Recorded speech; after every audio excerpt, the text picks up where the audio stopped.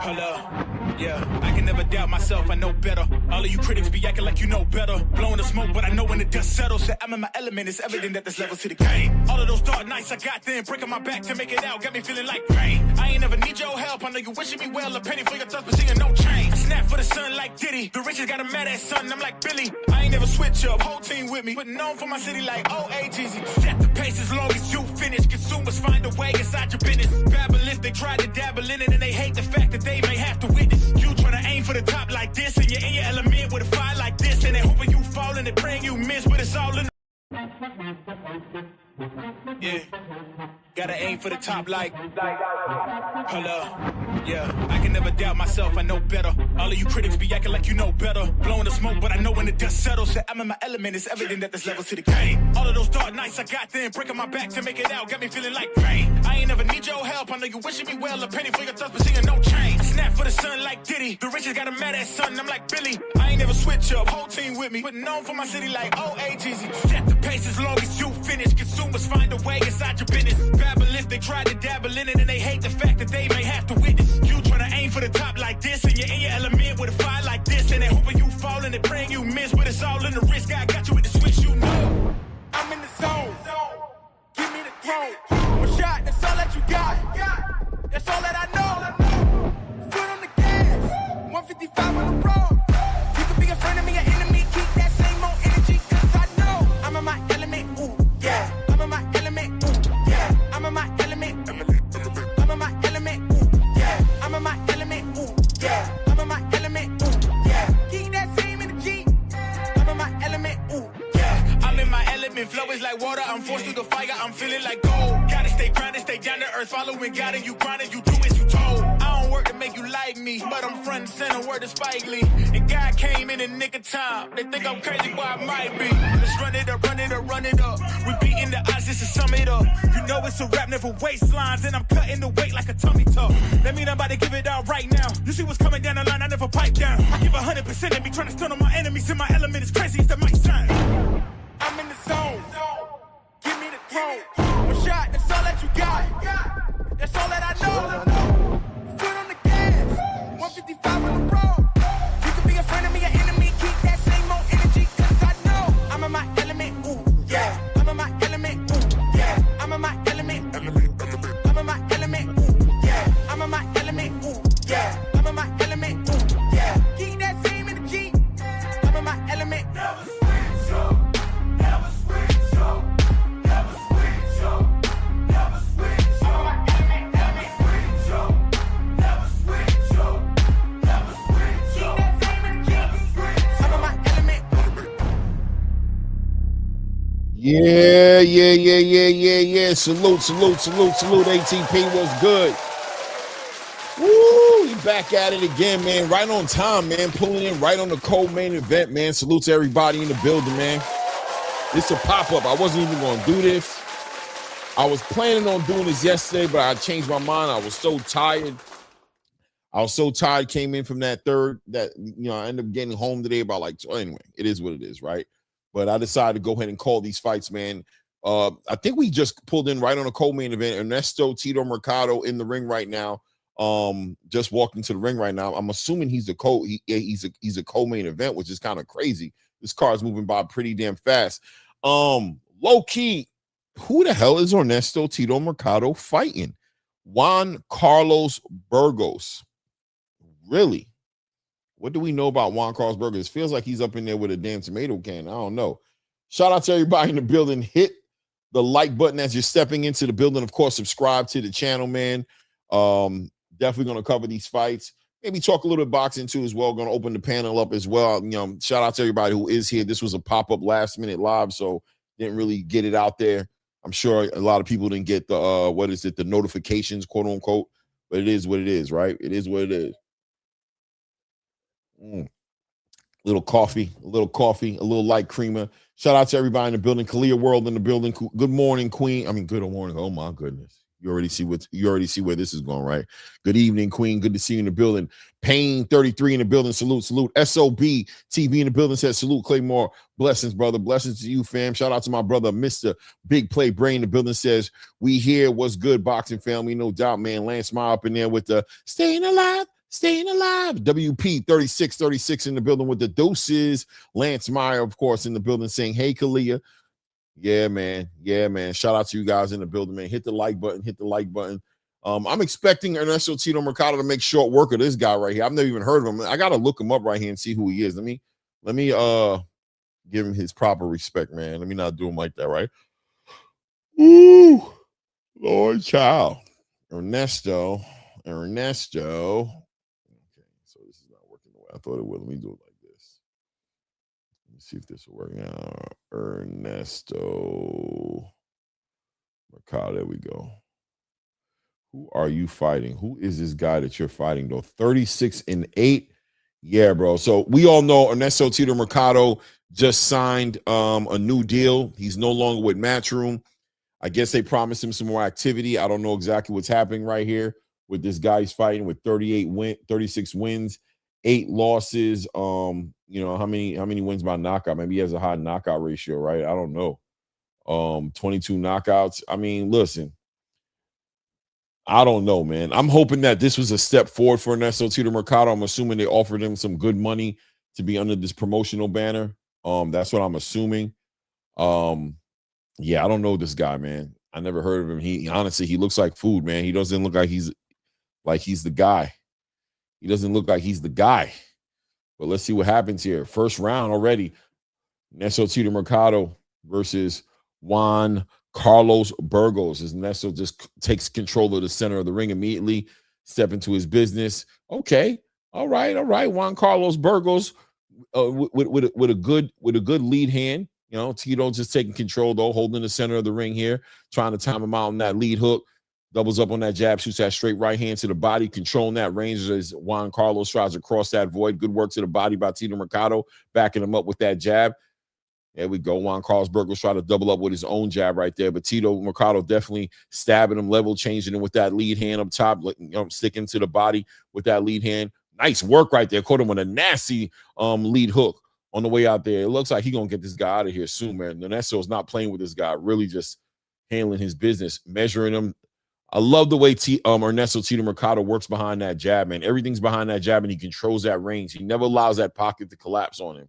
Always does a good job of controlling where the fight is at and always staying with good work, good footwork by Ernesto Tito Mercado, man, right down the middle with a nice 1-2. Minute and 45 seconds left in this first round. Ernesto Tito Mercado putting on a masterclass clinic on Juan Carlos Burgos.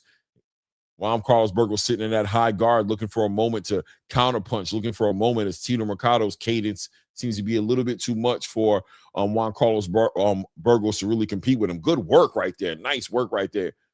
Good work with that lead hand, man. I'm talking about from a jab to an uppercut with that same hand, and then rips a hard check hook into the body of Burgos, man. Minute 15 seconds left here in the first round. Wow, Ernesto Tito Mercado just opening up on 3, 4, 5 punch combinations on Juan Carlos Burgos as he's caught up on the ropes trying to domesticate Tito Mercado with that jab, but it's just not.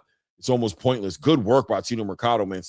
That lead hand is so active for Tito Mercado, whether he's using it to control the range, whether he's using it to stab him to the body, he'll hook off that jab to the body, he'll hook up top, catch him with uppercuts, all with that same lead hand, man. That right hand, not even as active as that lead hand that's doing all the work from setting up the shots to the power shot. Oh, my God, goodness gracious. Good work to the body.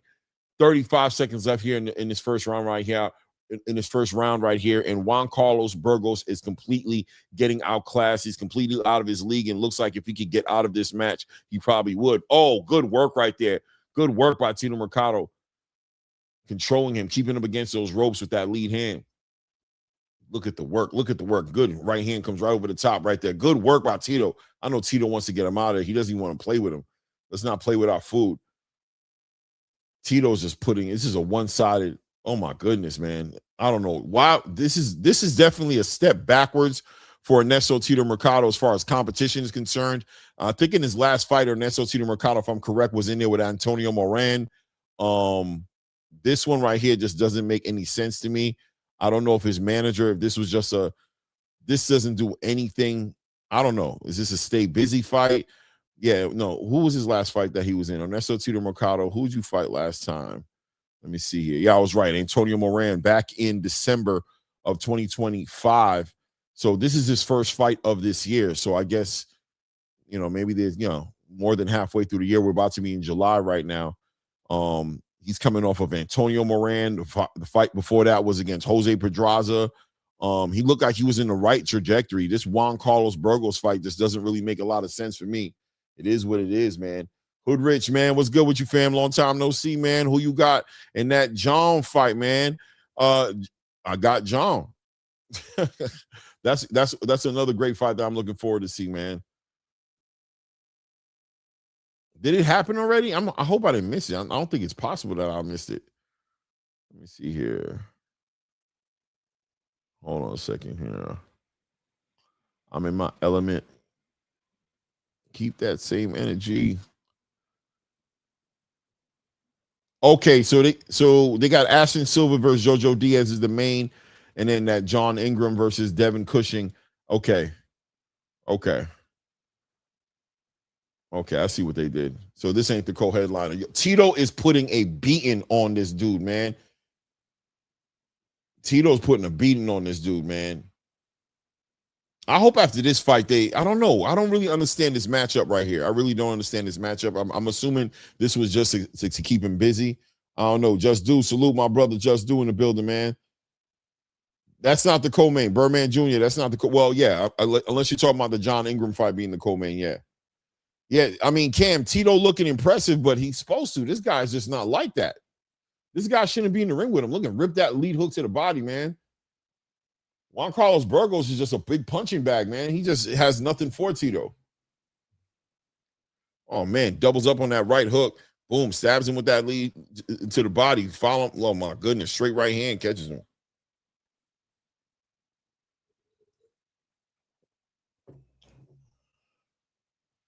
Yeah, I was behind like a minute. My back there. No doubt. Just Do says Tito Mercado might be the first one to stop Burgos. He's been turning down fights, right, Clay? He turned down Keyshawn and somebody else too. Yeah, exactly. Yeah, he finally put him down. Burgos is down right now in the second round here. Doesn't look like he's about to get up either. Looks like he stopped him. Man. Doesn't look like he's going to get up. Let me see. He got up. He's saying I'm good, but I don't think he's good, man. I think he's about to get stopped right now. A little less than a minute left in the round right now. Tito really just beating the brakes off of him. Like, he can't weather this storm. This has been a one side. He's beating the brakes off him. I think the referee's going to get in there and stop it. Yeah, a Keyshawn Davis fight would have been a great fight for Tito. Oh, man, look at that big right hand down the middle. Puts Burgos down again, man. Burgos down on all fours right now. I think he's done, man. He's done. He's counting. He's done. He's not getting up. He stopped him. That's it. He wasn't trying to get up. Tito beat the brakes off this dude, man. Yeah, nothing at all for Tito. It was a complete beatdown. The announcer spoke on it while he was walking out too. Yeah, man. This did he just do? The announcer spoke on it. Yeah, this matchup just didn't make no sense to me. This matchup right here made absolutely no sense to me for Tito Mercado. I don't know if this was just a stay busy fight. He just signed up with this new promotional company, or what is it, DMG or whatever it is. Maybe this was just them getting him in the ring as soon as possible, being that he spent the whole year without no activity. Probably couldn't find any opponents that were ready to fight him at 140. But this fight was just, yeah. This was A side, Z side. You know what I'm saying? It was horrible. They just announced his sign last week. Yeah, exactly. So they just wanted to put him they just wanted to get him active and get him in the ring, right? That makes sense. Because he beat a demon out this dude, man. He beat a literal demon out of him. That was horrible. It is what it is, man. Stay busy, man. Do what you got to do. I ain't mad at you, man. It is weird, but it is. I mean, you were busy. He got a paycheck, pay his rent, whatever the hell he got, whoever he owed money to. Let me see here. Save. Perfect. There we go. Shout out to everybody in the building, about 28 people in the building. Make sure you hit the like buttons as you're stepping into the building, man. Subscribe to the channel if you haven't done it. We just watched Ernesto Tito Mercado put on a dominating performance. He doesn't look that excited about the win. He looks like he's just trying his best to just be, keep his poise. The fight doesn't make sense. I wonder how this new promotional company is going to do for Ernesto Tito Mercado. What opportunities are they actually going to put him in? Like, what fights are they? I mean, he's a high risk, low reward fighter, right? So your favorite champion isn't going to want to fight him for nothing if he doesn't bring anything to the table. Money is something that, at the end of the day, you would say could move the needle for him. He's holding some sort of a WBO title. What is he at? 140. So he's in the same conversation as is he a 140 fighter, or is this a welterweight fight for Ernesto Mercado today? Yeah, 140 fighter. So he's right there in the conversation of fighting a Shakur Stevenson, but I don't see why Shakur Stevenson would fight Ernesto Tito Mercado, right? Like, is he going to try to leverage that WBO title and get some? What is he going to get out of that? I mean, you're not going to get Shakur. I mean, maybe you will. I don't know.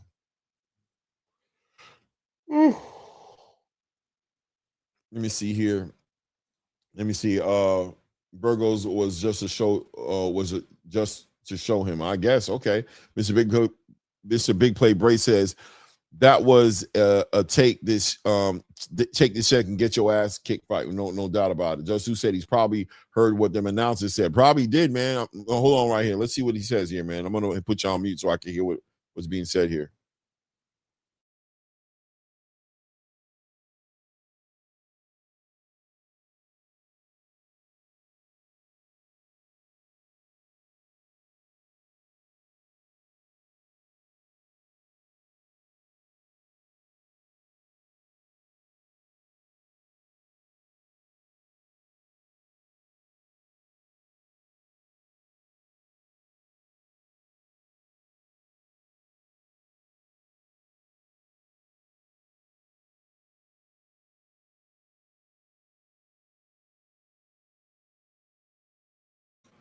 Yeah, man. Dwayne Wade. I mean, what's his name? Whatever his name is, Wade, the Wade Project guy, trying to make this more interesting than it was. He's like, walk us through it. Walk us through what, man? He just beat the brakes off that dude. That's it.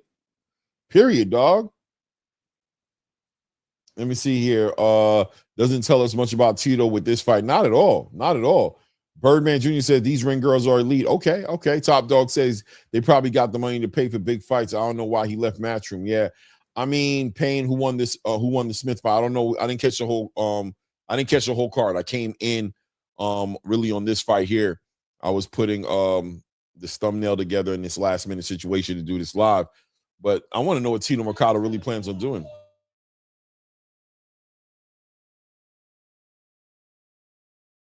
Yeah, I don't even know if he called somebody out, what the game plan is. I don't know. Yeah, I hear you. Maybe they are offering him a lot of money, man, because I don't understand. I want to see if they're going to be able to get him in the ring with somebody.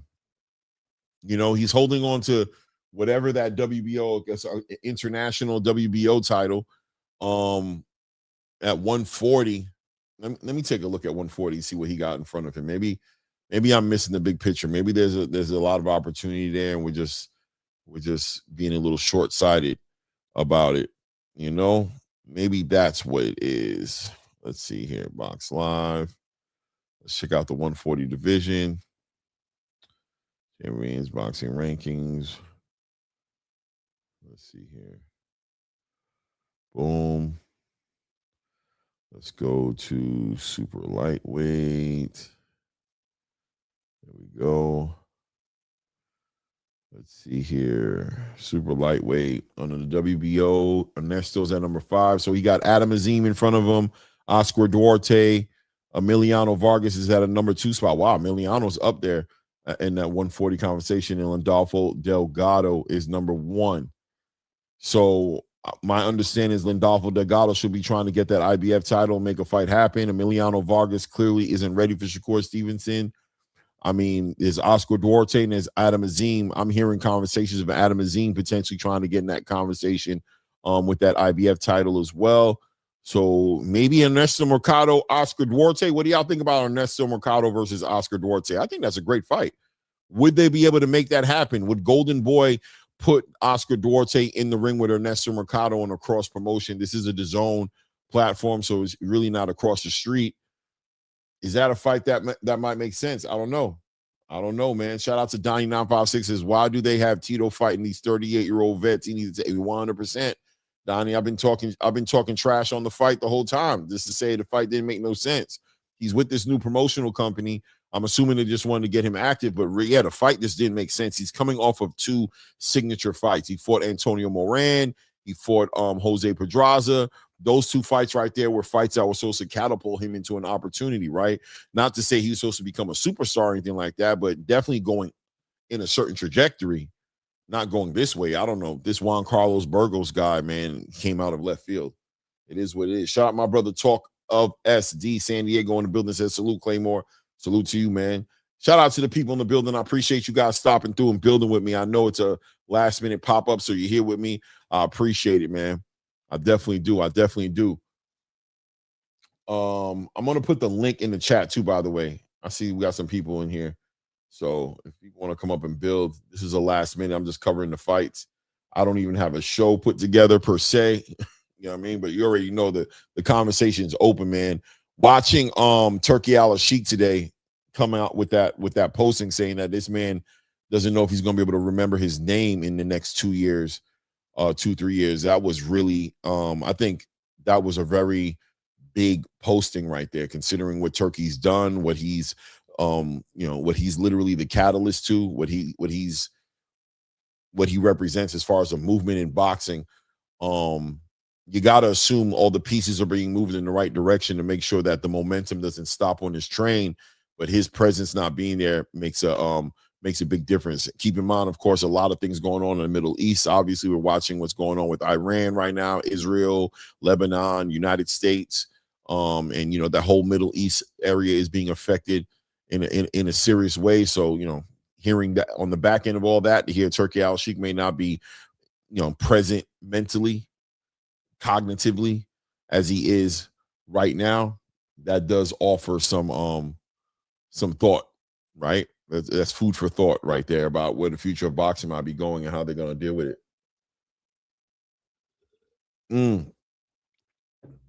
This Jerron Ennis is Xander Zayas fight I'm watching here. They're showing the little build up to it here, man. This fight is a big fight, man. People, shout out to everybody, the Philadelphia fans and obviously, the Puerto Rican fans. But this fight right here really just checks the boxes in multiple different ways. Really checks the boxes.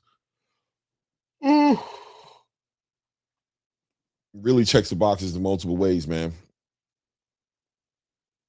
Let me see here. Yeah, it looks like for Ernesto Tito Mercado, there are some options here. I mean, Adam Azim just coming off of his last performance. I feel like that fight will be a good fight. But once again, Tito Mercado is a dangerous fighter. So I don't imagine Ben Shalom really sitting there and allowing Adam Azim to get in the ring with Tito Mercado unless he really believes in Adam Azim. Seems like Adam Azim is right there on the verge of getting an opportunity at probably either that IBF title as far as the winner between Lindolfo Delgado and whoever he fights for that vacant title. And of course, he's right there in the conversation of doing something in the WBO rankings where Shakur Stevenson is at. So Ernesto Tito Mercado has to get in where he fits in. I like that Oscar Duarte fight, personally. Let me see. Donnie says Keyshawn versus Adam Azim would have been a great fight. Yeah, but he's at 147 now. Exactly.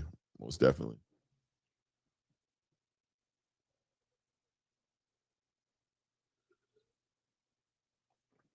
Oh, what are these guys talking about right now?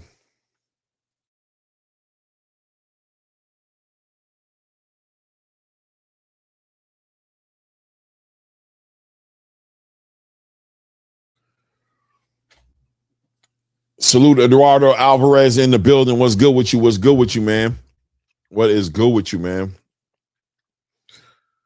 Waiting on these fights to come together here. These guys try to build these fights up, man, but they're not really. I wonder what the conversation on. Let me just see how they're covering this. I can't help it.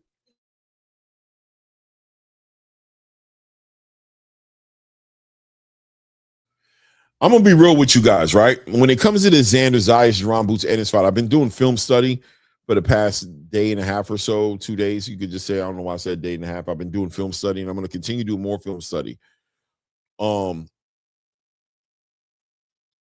Boots.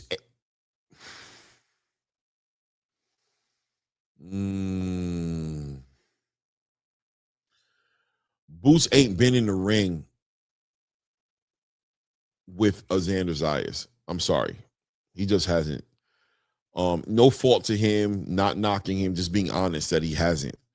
He looks good in there when he's in there with a game opponent who's willing to stand in front of him and fight him and just, make it that kind of a fight. But I don't know, man. Xander's bringing a bit of a different energy, and he's also very mentally aware of how dangerous Boots can be. So he plans on fighting him a certain way to disarm him of his best attributes. Xander has been in there, and he's fought, he's boxed, he's moved around. The power hasn't translated for him at 154 the way it was for him at 147, and when he was just younger and he was stopping everybody. But I think we're dealing with it's going to be a very cerebral fight. It's going to be about the adjustments, man. I think Xander's going to make a lot of adjustments, man. I think Boots can make adjustments. He probably will make adjustments, but I think he might have to make adjustments. I think that fight is going to be way more competitive than what people are really willing to think it's going to be. I know it is what it is, but I just got a feeling. I got a real feeling here. They're showing Emiliano Vargas right now. I guess Emiliano Vargas will be getting ready for his next fight. Emiliano Vargas working his way through the rankings, especially in the WBO rankings right now, sitting at a number 2 spot in the WBO rankings. He's right in the conversations of being in a fight with Shakur Stevenson if Shakur were, he's right there. Lindolfo Delgado is going to be competing for that IBF title. Once he does that, that's probably going to pull him out those WBO rankings where he's at. And boom, Emiliano Vargas will be at number 1 right there in the WBO. Don't think he's ready for Shakur Stevenson, but you got to ask yourself where he's going to go from here. What's his next fight going to be? Let me see here. Emiliano.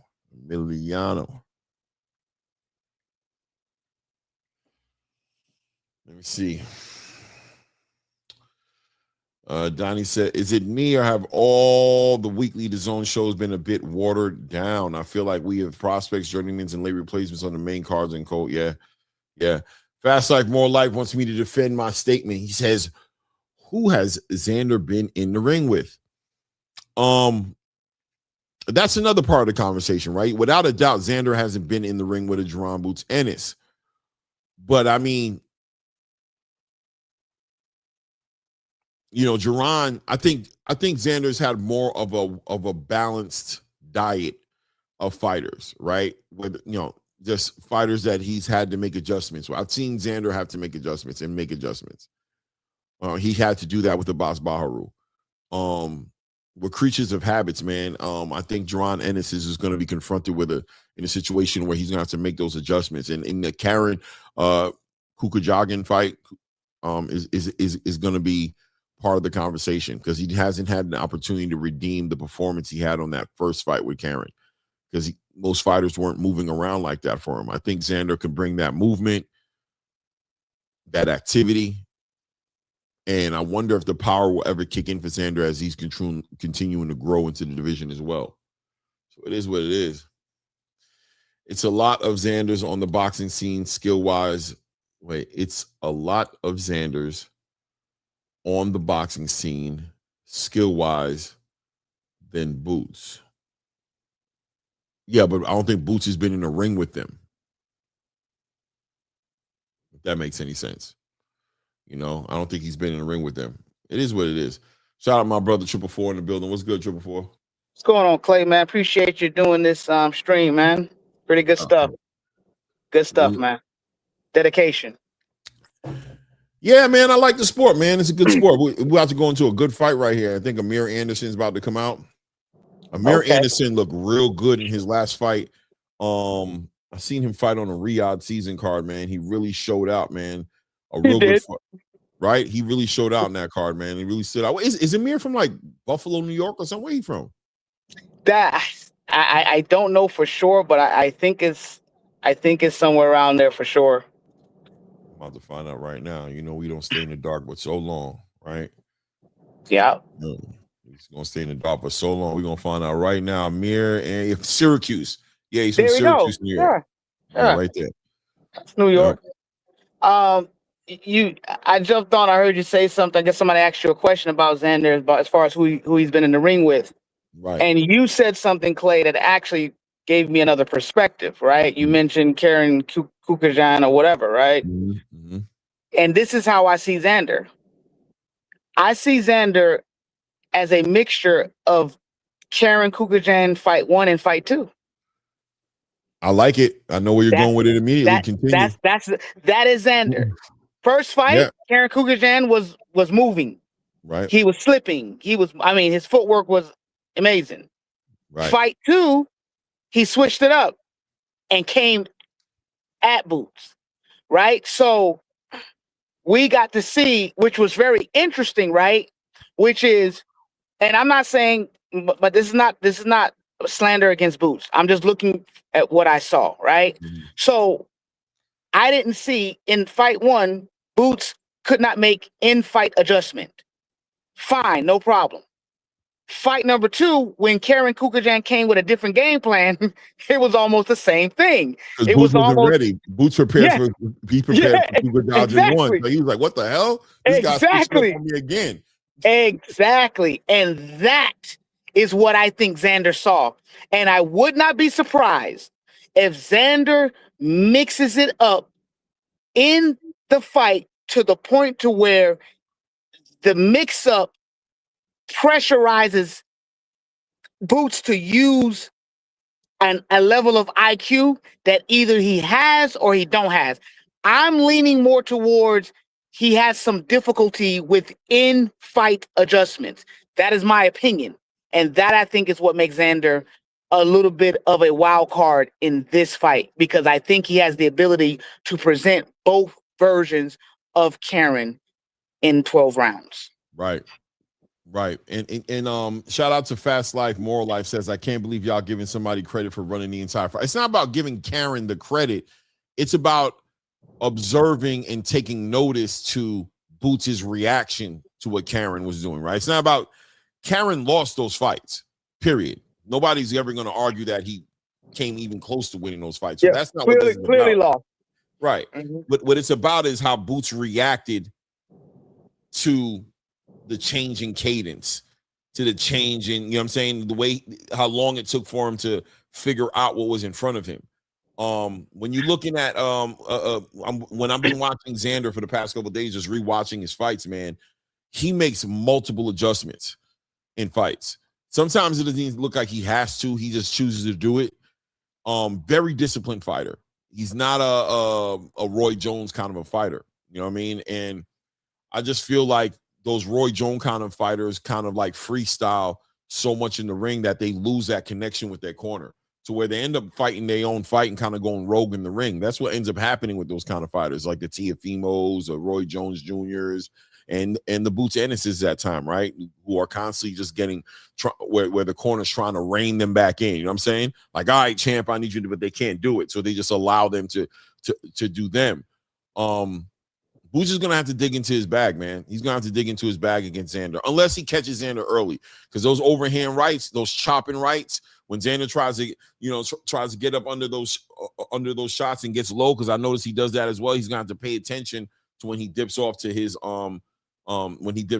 right, because when he does that, Boots' automatic reactions and lean over, and he just has this hard overhand chopping right that usually catches people like right behind the ear. He has to pay attention. If he doesn't pay attention, he's going to get caught with one of those shots and get stopped. It is what it is. Yeah, for sure. I mean, pay attention. Yeah, I think also, Karen wasn't running. Lateral movement, slipping punches. Mm-hmm. That's not running. And in his corner, Boots' corner, his father said, "Okay, time for you to stop this guy, man. Go stop this guy." So I mean, clearly his father felt like, go stop playing with him. Go stop him. You know what I mean? Father wasn't complaining about the lateral movement or the slipping or the so-called running, because if you're an elite fighter, you have that in your toolbox to be able to cut the ring off or create wrinkles that cause the movement to stop. Whatever it is. So yeah, no, I'm just seeing for what it is, man. That's all. I'm just seeing for what it is. Yeah, definitely going to be a good fight. I'm looking at Amir Anderson. He got that same little skiing left to right that Xander does. It's so funny as they're calling his name. He's doing that skiing, that left to right move in the corner. Yeah. When they call his name, I never noticed that he does that. Amir Anderson's a talented fighter, though, man. The last time I seen him in the ring, man, he just really put on a show right now, and I'm expecting him to do that again. Definitely expect him to do that again in this fight. Mind yours, Shagluglu. Fast Life says, and y'all know that Karen fight was 3 years ago. For sure, Boots got better. But why did Boots get better? Boots got better just like y'all say Xander getting better. But why? Also, that was a drain Duran, and it's not we're going to do that drain Duran, and it's okay. All right. But I'm saying, why did he get better? Did Boots need to get better? Because usually you get better because you have to get better. You don't just get better just to get better. Some people do, I guess, but most of the time it feels like if you don't need to get better, you generally don't, right? Like fish grow in the tank because their tank is bigger. They need to be a little bigger for whatever reason. They don't just sit there and just grow. They don't grow big if they don't have to. The tank doesn't get bigger. The fish will stay the same size, you know what I mean? For the most part, not grow. So, pressure makes bust pipes and makes diamonds, right? All that good stuff. Good work here, man.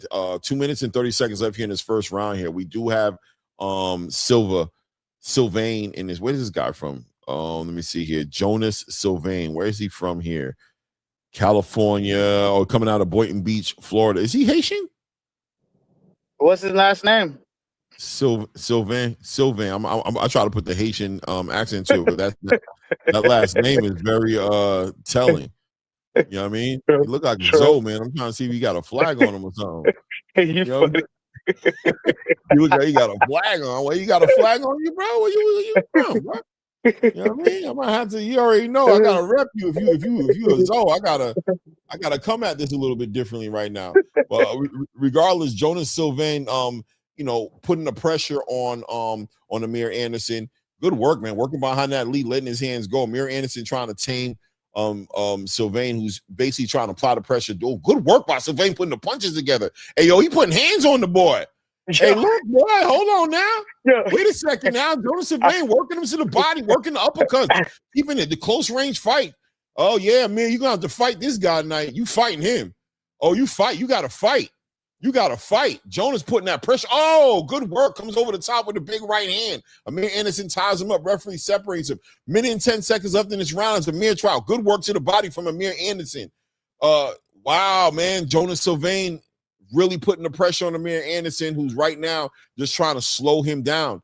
Sylvain trying to make up for the pedigree and saying, listen, the pressure's real over here. And good punch combination, good shot selections, going up and down, but really mainly working that body, trying to get this fight to be a close range. Amir Anderson trying to control that range and stop the pressure, slow this fight down a little bit. Good work by Amir Anderson, working behind that lead hand. And that straight left hand is also getting active for him as well. Good work by Amir Anderson, man. But he got a game opponent in Jonas Sylvain. Very gamed opponent here. He's not here to be stepped on, man. Good work. Good right hand to the body by Jonas Sylvain. Good work to the body by Amir Anderson. Trying to measure him up, set him up for that 1-2, trying to set that big left hand up. There we go. Good work. Doubles up on that left hand, man. Good work. Amir Anderson putting that pressure on him. Good work. Rips that right hand, that lead hand to the... Oh, good work by Amir Anderson. Doubles up on that left hand to the body and then comes right over the top. Oh, times out with a lead uppercut. Oh, good first round. Wow. Real good first round. I'm going to give it to Amir Anderson, but he know he know what he dealing with. You feeling it. He know what he dealing with. He know he dealing with something. Jonas left a mark on him and let him know, like, yeah, you got that round, but don't play with me. You know what it is. See you next round, bro. Clay, I'm going to jump back. I'm going to pull it up on my computer, so I'm going to jump back on so I can watch it while you call it. Yes, sir. Let me know. All right. You already know, man. Let me see it fast side. But Clay, you know Xander won't have the same effects Karen had because his feet a lot slower. He much bigger than Xander. Xander's a much easier target, bigger and slower. Xander has great timing, and timing sometimes works out as speed when you can be in the right place at the right time. Boots is a bit flat-footed. He really is. Now, Boots is a very athletic fighter. I don't know. It's going to be interesting to watch all of this play round, man. I won't be surprised if Boots were to steamroll Xander, for example, right? It wouldn't surprise me. It would surprise me to a degree, but not surprise me crazy. I would just be like, holy shit, Boots is really the truth. If he dominates Xander, this is going to be a big statement fight for Jerome Boots Ennis for sure. For sure. You know what I mean? But don't be shocked if Xander is a lot more athletic and a lot faster than you think he is. Oh, 2 minutes and 30 seconds here in the second round here. Amir Anderson letting his hands go in this first round, not allowing Jonas Sylve to take that momentum from him like he did in the first half of that first round here. Close out the round really in a spectacular way, and it looks like he's building off of that right now as he's controlling the distance a lot more now and using his feet to move around the ring. Jonas continuing to try to apply that pressure and close the range here, collapse in the pocket a little bit. He needs to be careful to not take his own offense away from him, smothering his own punches, trying to apply that pressure to Amir Anderson. But regardless, Amir Anderson able to make it happen behind that jab. Being very careful behind that jab as Jonas has a way more aggressive, throws a lot of caution to the wind as he tries to make himself, get himself inside of that lead hand of Amir Anderson and tries to work in that close range area. Amir doing a good job of making him pay with straight left hands and also lead uppercuts before he tries to get in there. Good work, straight left hand to the body. Now starting to slow down Jonas a lot more than he was in the first round. The first round, he was way more energetic, a lot more pressure. Amir Anderson has the cadence of Jonas down now, and the work to the body and the patience behind that jab has slowed down the momentum of Jonas now. And this fight has become a boxing match where Amir Anderson is clearly showing some superiority in that space.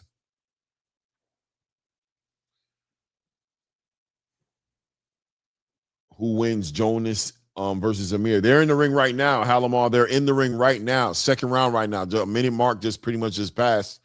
And right now, I would have to say that Amir is winning the fight. Good work by Amir. He slowed down Jonas completely. 30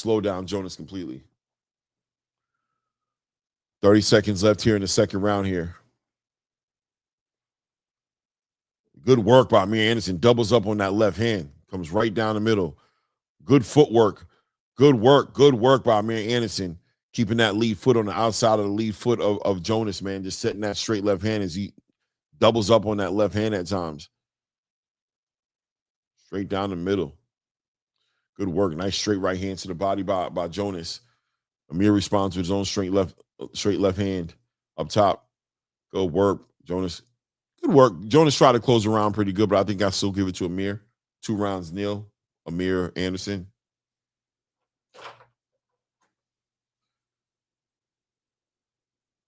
Shout out Curtis Robinson.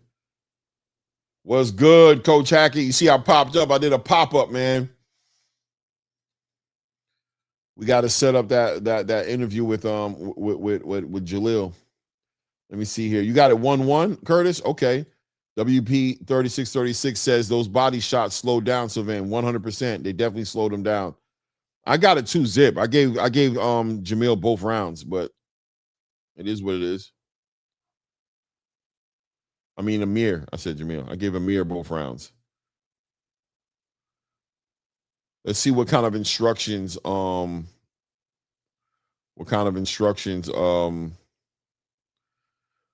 Sylvain's corner can give him. He's a decent fighter, man, but he's, a little one-dimensional a little bit, but he found a lot of success in the first half of that first round, just really pressing the action. And now I think that Amir Anderson has got some respect from Jonas by working him to that body really effectively, just slowed him down and made him very cautious about crossing that void. 2 minutes and 35 seconds left here in the third round right now as Jonas tries to apply that pressure, staying behind that jab. Amir just timing him, being a great counterpuncher. and using his feet to neutralize all that aggression and also to find those angles that are throwing Jonas off a little bit here. Good work, Jonas working behind that lead hand to the body. Good work right there. Shoots that lead hand. He needs to pay attention where his feet's at. There we go. Doubles up on that left hand up top and then rips the left hand to the body of Jonas Sylve. 2-minute mark here. Getting ready to be passed right here in the third round.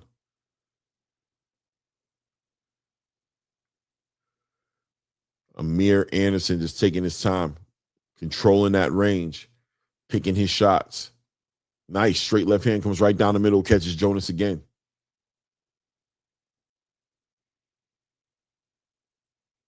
There we go. Jonas closes the void right there, tries to rip some shots to the body. Anderson rips his own shots to the body as well. There we go. Jonas stepping to him. Good work by Jonas.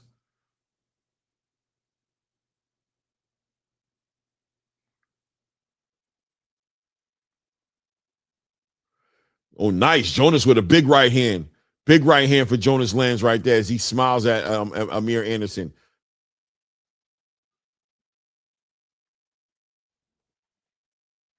About to hit the minute mark. Jonas is starting to find a little bit of confidence in his ability to get to Amir Anderson, being able to touch him with some decent power. It feels like he can do something to him. There we go. Walks him down. Good work by Amir to smother all that work. Get this fight right back in the center of the ring.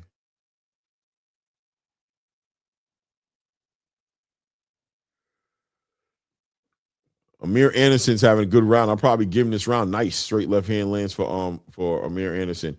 Jonas Sylve probably get this round right here. I'm not gonna lie. We just passed in the 30-second mark. I think he's effectively applying that pressure to Amir Anderson.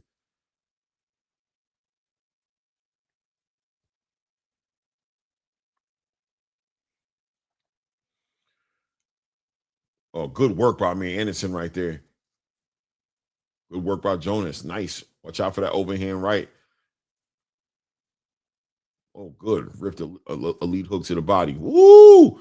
Good shot selection by. Good work to the body by Amir Anderson in those exchanges right there. Really good work to the body right there. Amir might have stolen that round from him, but I'm going to give Jonas that round, man.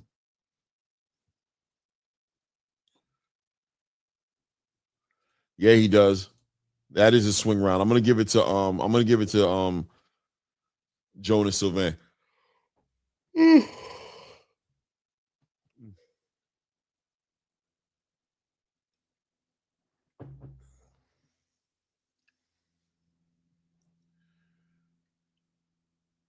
Shout out to everybody in the building, man. A little over 30 people in the building. Hit the like button. Subscribe to the channel if you haven't done so. Support the grind.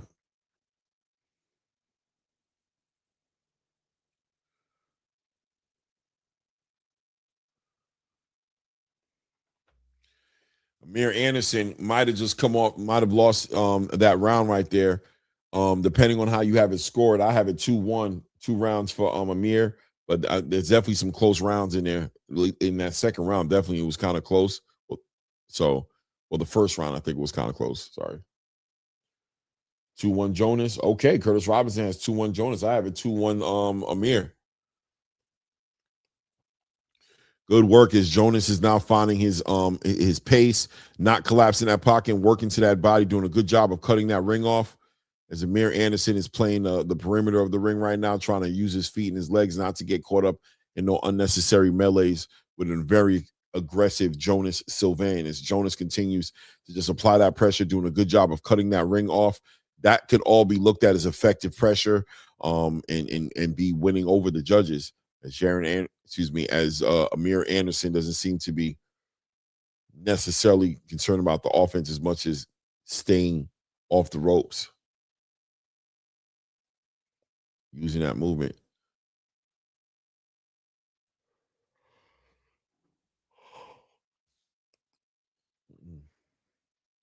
Good work by Jonas, man. Applying that pressure. Good work. Amir Anderson shoots a straight left hand to the body of Jonas right there.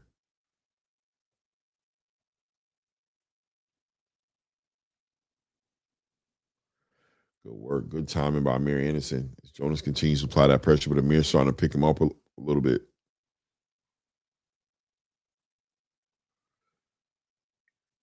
About to hit that minute 20-second mark here, the 4th round. This one out of 10 rounds here.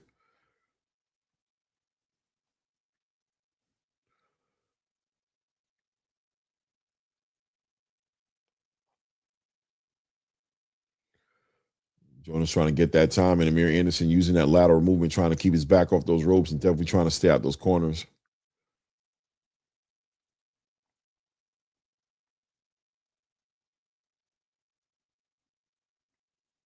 Ooh, good work right there. Walks him right into a left hook, followed up by a straight 1-2 down the middle.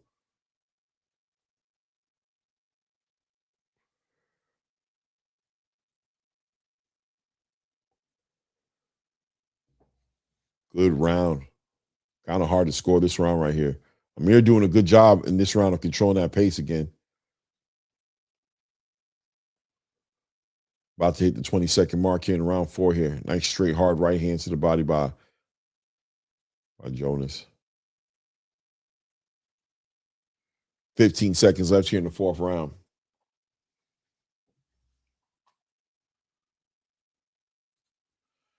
Coach Hector Bermudez in the building. Salute says, I just need this one to go to distance. Okay. It could go to distance for sure. Both opponents very game here. Amir's already, I think put a lot of output out there and wasn't able to really slow this train down. I could see this going the full 10 rounds.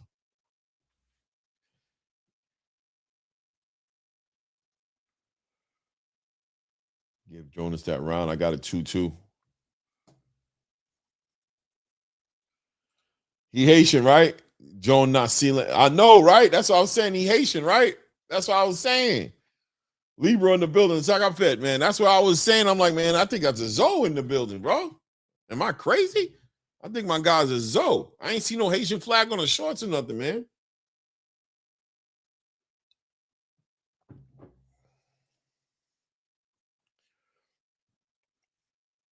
That's what I was saying. I noticed it immediately. Like I said, come on, man. You know better than that. You know that man is straight Zoe. Oh, man. I did not mean to do that.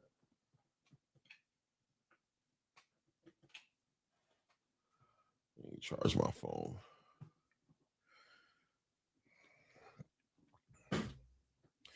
Two minutes, 45 seconds in the 5th round, and Amir Anderson versus Jonas Sylve. As Amir Anderson is trying to use his feet too sweet for Jonas to compete. Shout out my brother Toledo Treese.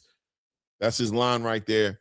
Ooh, nice work right there. Both of them trying to catch each other with a lead hook, right? With the lead hook. I think Anderson got the best version of him, but here, big time pressure here by Jonas Sylve. Ooh, nice straight left hand to the body by Amir Anderson. Catches Jonas Sylve slipping right there. That was a good, hard, straight left hand. Good left hand up top, catches Sylve. Sylve tries to keep his head off that line, use that head movement, but he tries to close that void. Ends up collapsing the pocket a little bit as Amir Anderson takes the opportunity to time up. Referee separates him, brings him back to the center of the ring here. Good work. Anderson finding a home for that straight left hand to the body of Sylve now. Starting to touch him a lot more with that straight left hand to the body. Sylve should become a little bit more aware. If he's able to take the gas tank, the air out of the winds of Sylve, he'll slow down a lot and allow Amir a lot more opportunity to think and pick him apart. Right now, Sylve has that conditioning and that relentless pressure, has Amir Anderson on the defense.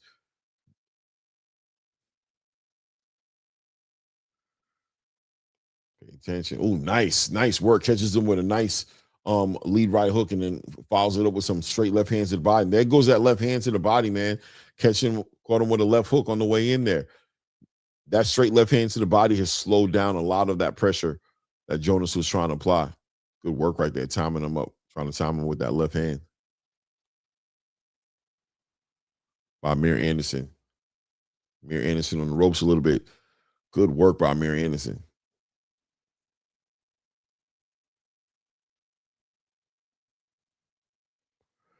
Good straight left hand by Anderson. Good straight left hand to the body by Anderson.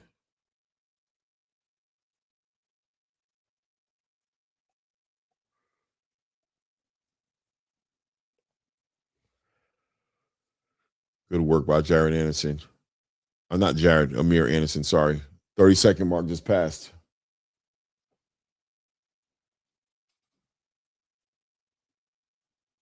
Shout out.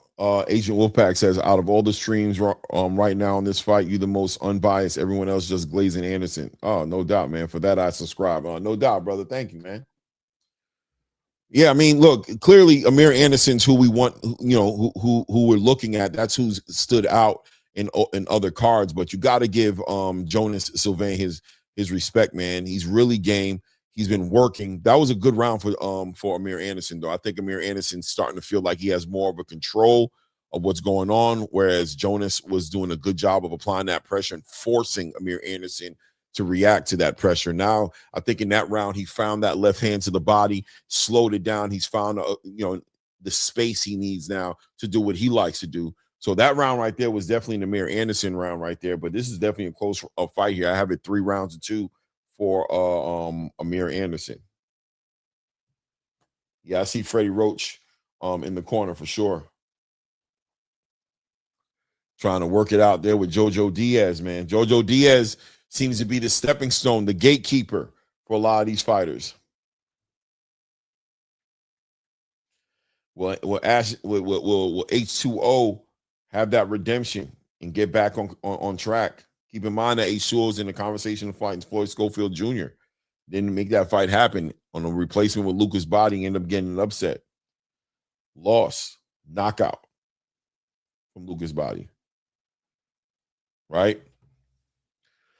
So Jared Anderson letting his hands go, and there Jonas is kind of bully his way in there, and Jared just really found the cadence of Jonas now and just really taking his time and just working his way around the ring. But good work. Nice straight right hand lands for Jonas right there.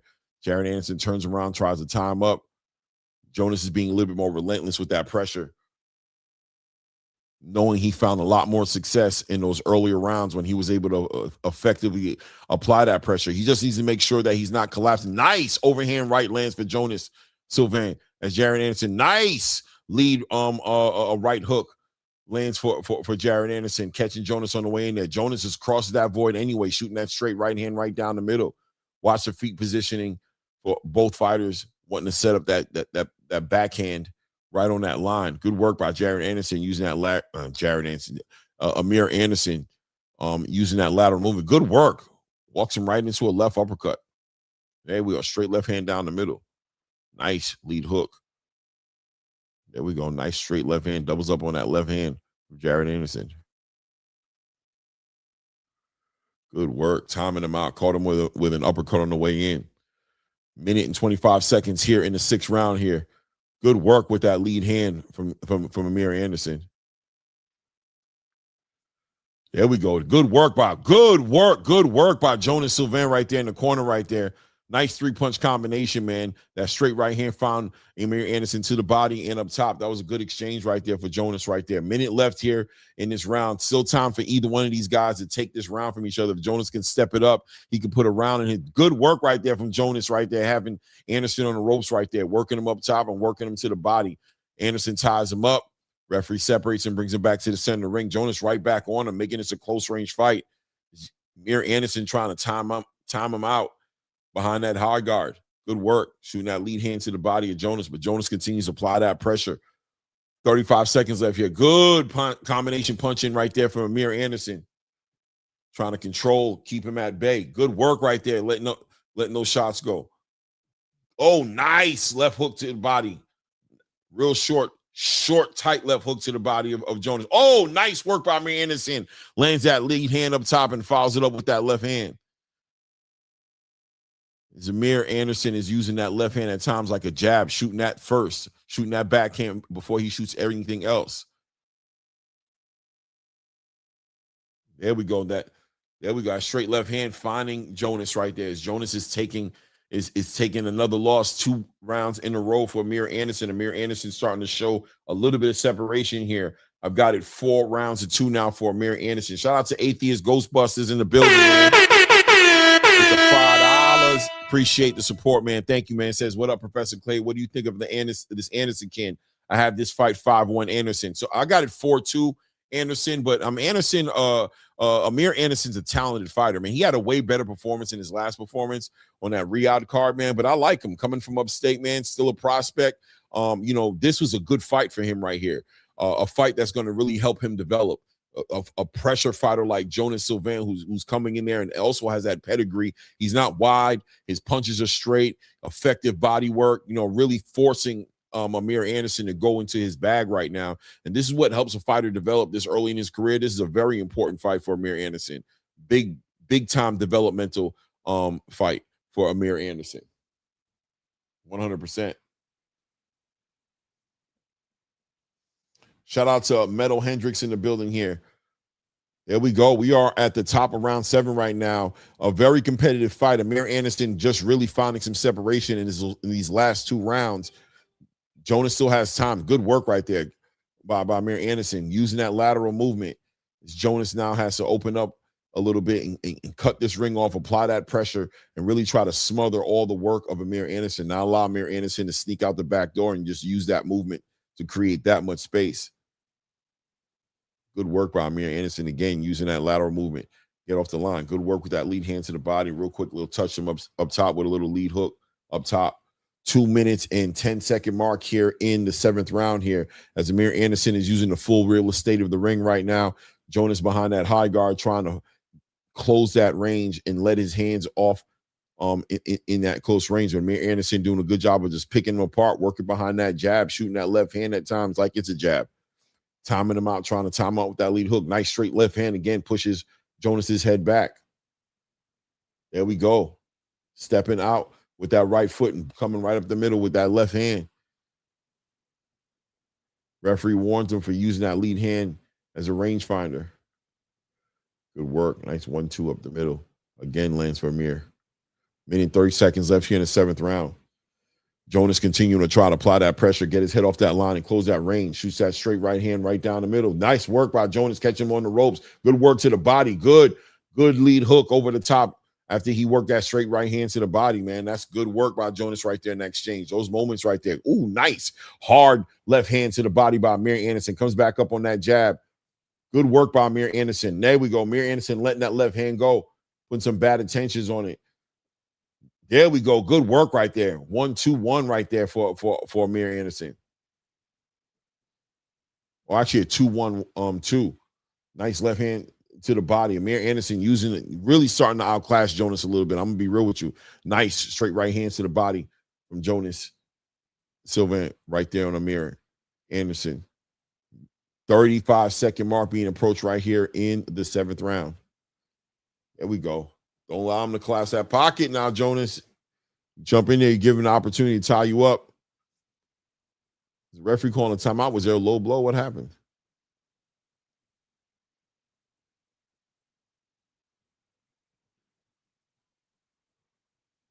Referee giving some instructions there.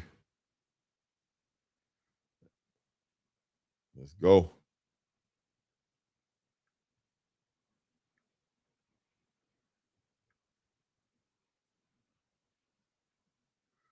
There we go. Amir Anderson, man, starting to pick him apart here.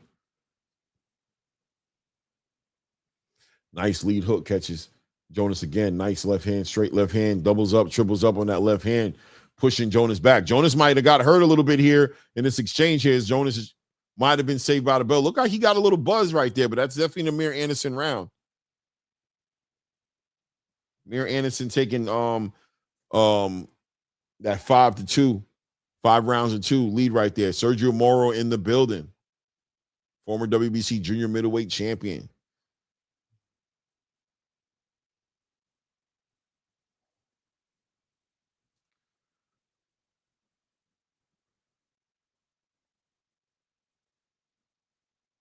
Shout out to I am Dallas Stapes. What's good with you? Says, what's good, Clay? Nest tapped out already. LOL. Ended stream. Yeah, man. I feel you, man. Sylvain on that dirty stuff now. Sylvain doing what he got to do, man. He doing what he got to do, man. Listen, man, it be like that sometimes. WP 3636. The referee better do his job, man, because Sylvain clearly going to try to do his job. It is what it is, right? 50+ people in the building. Hit the like button as you're stepping into the building. If you haven't subscribed to the channel, take a moment to go ahead and do that. We're watching Amir Anderson here with against Jonas Sylve here. Jonas Sylve, a game opponent, man, but has lost his stride a little bit in the last couple of rounds here, not been able to really effectively apply that pressure to Amir Anderson, who's caught up with the cadence of Jonas right there. And that straight left hand's been fighting Jonas for the past 2-3 rounds right now. Following it up with that lead hand, it's just been good combination punches and good counter punching from Amir Anderson. Sylve, nice work. Sylve tries to cross that void with that lead hand, shoot that straight right hand, but Amir gets off on the angle using that lateral movement, doesn't allow Jonas to land a clean shot. 2 minutes and 10 seconds approaching here in the 8th round right now, as Jonas has to know that he's down on the rounds right now, looking to apply that pressure. But like I said, Amir Anderson getting that cadence of Jonas and now starting to pick him apart. Good work right there. Nice 1-2 straight down the middle, followed up with a left hook to the body. Nice straight left hand straight down the middle, catches Jonas. Back on that jab, taking his time.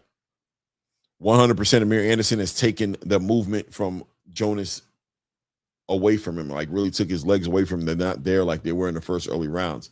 Timeout here. What's going on here is the referee's giving us some instructions. Is he warning him? I don't know what happened. All right. Minute and 35 seconds here in the 8th round right now. As Jonas tries to really find him. Jonas has to pay attention to his feet work, man. He has to make sure that that lead foot is on the outside of the lead foot of Amir Anderson when he's shooting that right hand. He's stepping on the inside with that lead foot, and he's missing the shot, making it easy for he's making it real easy for Amir Anderson to just turn out to his right and just get out the way of that straight right hand. Really just, if he would just put that foot on the outside of that lead foot, step in, he'd cut him off from doing that. Force him to the right side, to his right side. Ooh, nice. Straight left hand down the middle, catches Jonas here. Nice lead hand to the body, followed up with a straight left hand up top. There goes that straight left hand again. Another left hand again, straight up top, lands for Amir Anderson. That straight left hand, watch out. Oh, 40 seconds left here in the 8th round. Nice work by Amir Anderson. Oh, man, that left hand is finding Jonas. I think he hurt Jonas. Jonas trying to find his way out that corner a little bit right now, starting to get touched. And there goes that lead hand, straight left hand down the middle. Good work, Jared. This might be the best round of Amir Anderson thus far, really making this round really one-sided, or at least on the second half. That straight left hand is a problem. Good work right there. There we go. Amir Anderson having a standout round here. This round right here, he's really standing out. This is a 10-9 round, but it almost felt like a 10-8. Yeah, that straight left hand catching him crazy. Yeah, he catching him with that straight left hand, 100%, man. Yeah, man. 6'2", 6'2", I got on mine as well. Low key, what's good with you, family? Just so sick in the building says word.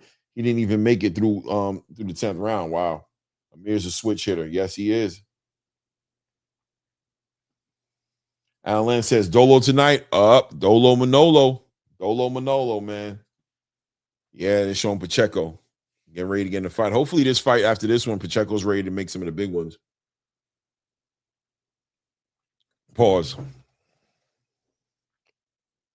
53 people in the building. Hit the like button. Subscribe to the channel if you haven't done so yet. Appreciate you guys being in the building, man. Hit the like button. Subscribe to the channel if you haven't done it. Support the grind. Here we go. Middleweight fight here between Amir Anderson, Jonas Sylve here. Round 9 as we're jumping into the championship rounds here. Both fighters undefeated. Jonas Sylve lost his stride really since round 5. 6 hasn't really been able to find himself. Really probably earlier than that, right? Since like 5, he hasn't been able to find himself.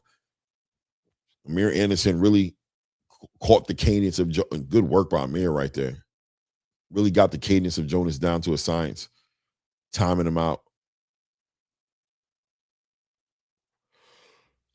Lead hand to the body by Jonas.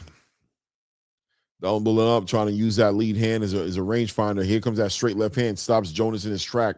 every time. Nice check hook on the way out right there. Catching a Jonas that was charged up.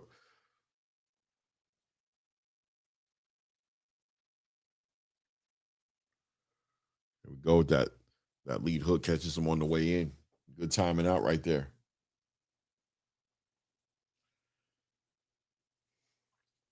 Clay didn't catch what he did. Catch what who did? Curtis Robinson said, hits the like button. Y'all should listen to Curtis. 60 people in the building. Hit the like button. Subscribe to the channel if you haven't done so yet. Minute and 30 seconds left here in round 9.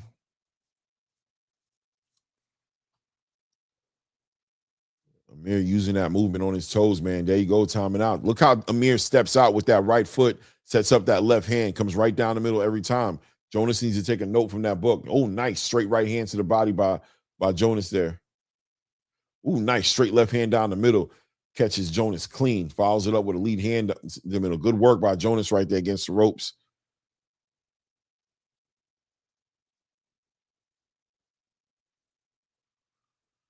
Just past the minute mark here in the round 9 here as Jonas is trying to apply that pressure. Amir Anderson just taking his time. Nice. Working nice. Straight left hand to the body. Followed up with a straight left hand up top. There we go. Good lead hand catches Jonas trying to cross that void. Good straight left hand catches Jonas.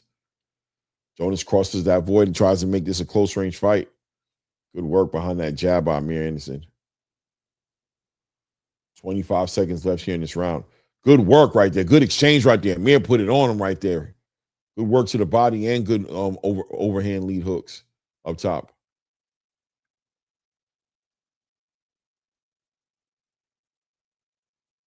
There we go. About to close the round out shortly here as the referee separates him. Oh, right down the middle. Man. Wow, man. Amir Anderson's putting on a bit of a masterclass here. Another round for him right there.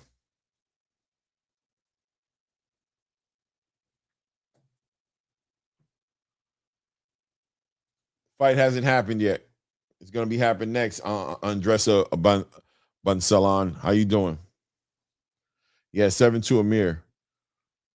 We're about to go into the 10th round right now, Halamal.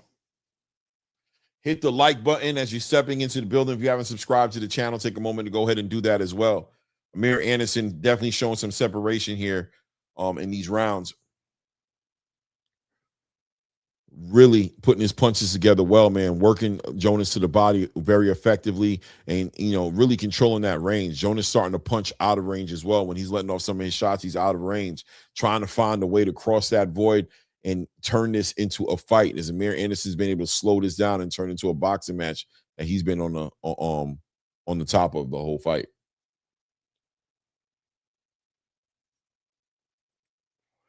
There we go. Let's see if Jonas can do something. I mean, it just feels like Jonas is in the fight, that he can do something if he can find a way to connect that right hand, cross that void. But Anderson's doing a good job of just making him pay.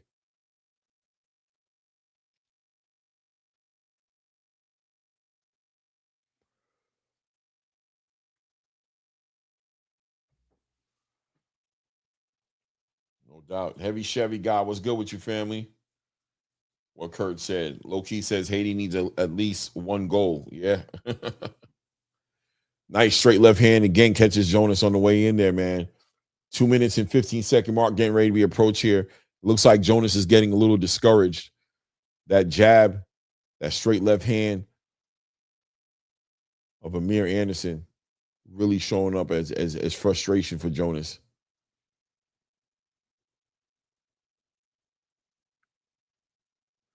There we go. Oh, man, tries to time out that overhand right.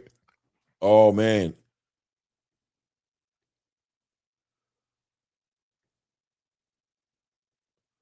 Minute 45 seconds is Jonas is trying to really time out, let that right hand go. Looking with that left hand. Oh, my God, that lead hand of Amir Anderson. Oh, nice overhand right. Oh, man. Amir Anderson done switched it up a little. Nice straight right hand. Pushes Amir Anderson back in that corner. Jonas catches Amir Anderson. Minute 20 seconds left here in the round.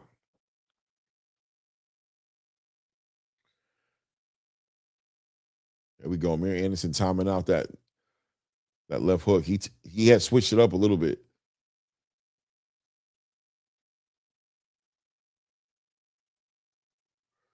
There we go. Good work by Jared. Nice. Doubles up on that straight left hand, man. Catches him with a nice lead hook on the way in. Looks like he hurt Jonas a little bit there as well.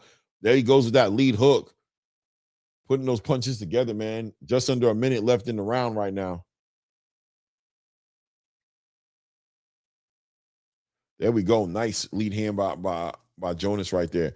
Good work. Oh, man. Doubles up on that left hand. That left hand is getting some sauce on there. Good straight right hand by Jonas.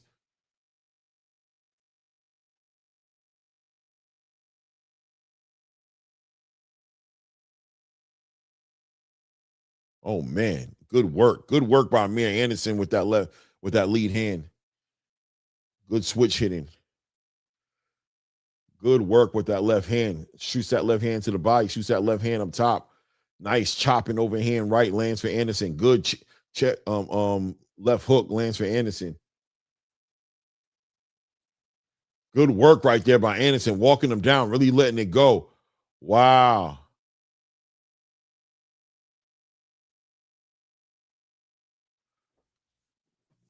Yeah, Amir Anderson showed some separation in these championship rounds. Let me see. We got 5. I got it 8 rounds to 2. Really just won the whole second half of the fight. The last 6 rounds, he took away from Jonas, man. Really put a masterclass. Good work by Amir Anderson. Good work. Yeah, David Lopez stopped that dude real easy. That dude came up there with the Bible in his hands, and the Bible was falling apart because he couldn't hold it with the gloves, tried to walk around the ring, and got his ass beat in the round. Diabolical. Diabolical. Made the Bible look bad. You know what I mean? Shout out to everybody in the building. Let's go ahead, hit that like button. Wake up, hit the like button. Subscribe to the channel if you haven't done so yet. Great 10 rounds of fight here. Shout out Coach Hector Bermudez. Looks like that parlay working out for you. This one went the full 10 rounds. Great moments in the fight. Jonas had some good moments early in the fight. Looked like he was working effectively with that pressure, but without a doubt, Amir Anderson finding that cadence, getting that timing down to a science, and really showed up once he got all that data processed and really was just outclassing Jonas. Really got to give props to that left hand to the body. Great work with the left hand for Amir Anderson, whether it was up top, whether it was to the body. Nice lead hooks were catching Jonas on the way in as well. Good footwork, good lateral movement by Amir Anderson. Should be improving to 8-0. Gone to his first decision here. Last 7 fights ended in 7 knockouts. His last fight, he actually ended up ending it in the championship rounds. This one right here goes to full championship rounds. Great experience for the young bull coming out of Syracuse, New York. He's shown that grit, show what he can do. Looking forward to see what he does in his next fight, for sure. Low Key says Jake the Snake Roberts style against Stone Cold, no doubt. Curtis Robinson says 8-2 Amir. That's how I got it here. You know what I mean? This is a great fight. 8-2 Amir. I got an 8-2 as well. Let's see what the scorecards say here and put you guys on mute just to hear here. Oh, they already called it. No, they haven't. They haven't. Let me see.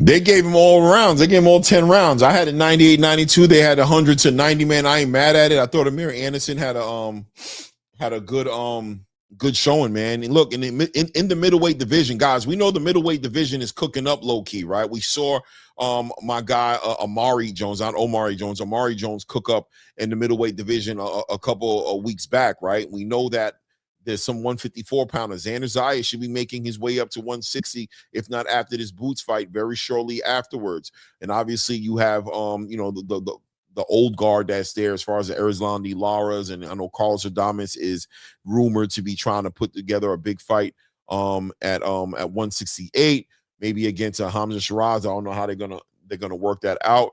But there's also some belts floating around in the 160 division. So you look at a young prospect like this. I mean, he's 8 fights into his career right now, took his first full 10-round fight right now. Is he going to jump into a championship fight? No, not necessarily, but he is in a division that's wide open.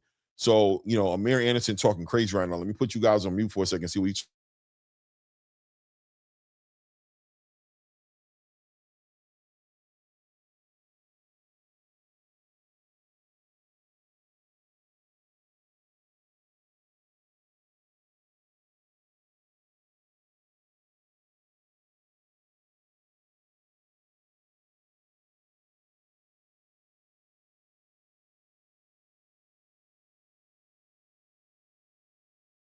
Yeah, very vocal, very animated fighter and Amir Anderson, man.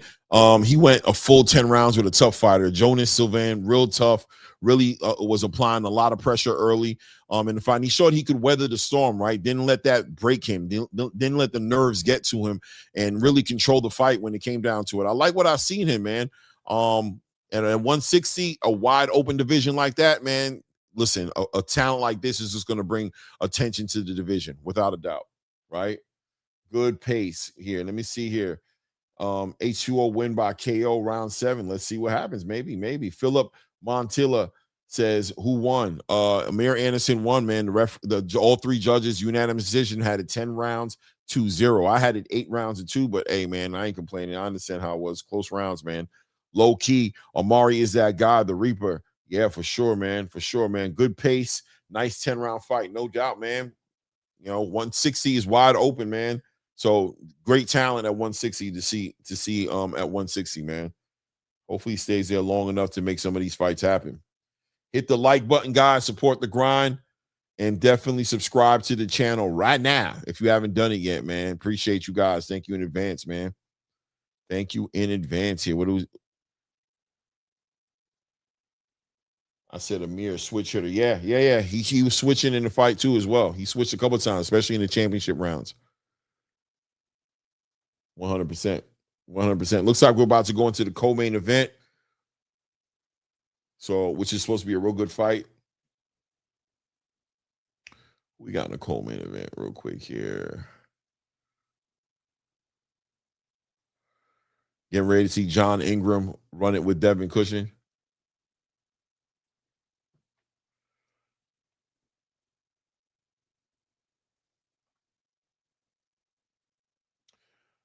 Let me see here who's fought so far. Everybody's fought so far except for the co-main event and the main event. Walter the Balter. Let me see here. What is your prediction for JoJo over H20? I'm hoping H20 can get back in the conversation, man. He needs a standout performance, man. He was right there. H20 was right on the verge of, you know, shaking things up at 135, right? And I'm not sure if this fight is at 140. Is this fight at 140? Yeah, it's a 140 fight. So Ashton Silva's moved up. He's no longer at 135, but he was right there. Supposed to be right there in the same conversation with Floyd Schofield Jr. Schofield Jr. ended up pulling out of that fight. Late replacement with Lucas Body, and Lucas Body was able to catch Silva with that punch he ain't see and knockout of the year. You know, knockout of the year on the back end of that performance, right? So this is his opportunity again to revisit the conversation against a game opponent in JoJo Diaz. JoJo Diaz had decent performances in the last couple of fights. What was his last couple of fights? JoJo Diaz fought, I think his last fight was against was it against Regis Prograis? What's it, Regis? Oh, last fight was against Alexis Rocha, right? And then before that was Regis Prograis. And the Regis Prograis fight, he looked pretty good in that one and was putting it together pretty well. With Alexis Rocha, he looked all right, but he got beat. He got beat pretty solid.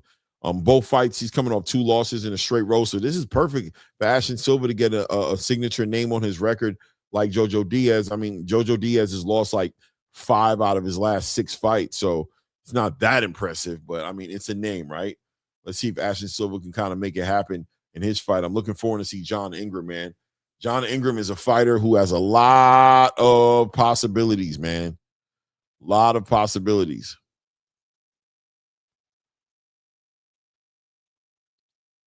versus Devin Cushing here. John Ingram stepping it up here. Devin Cushing stepping into the ring with an 18-0 record. No losses, 14 knockouts. This fight right here could be a fight of the year candidate. It could happen.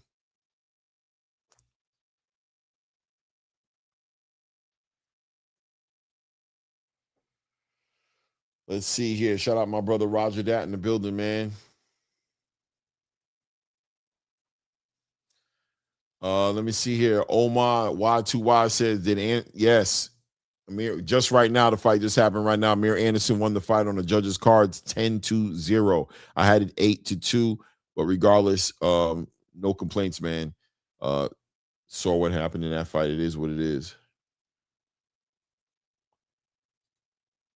Yeah, Amir Anderson. Ooh. Yeah, he was a good fighter. I mean, there's arguments there that he beat Regis Prograis, you know? So.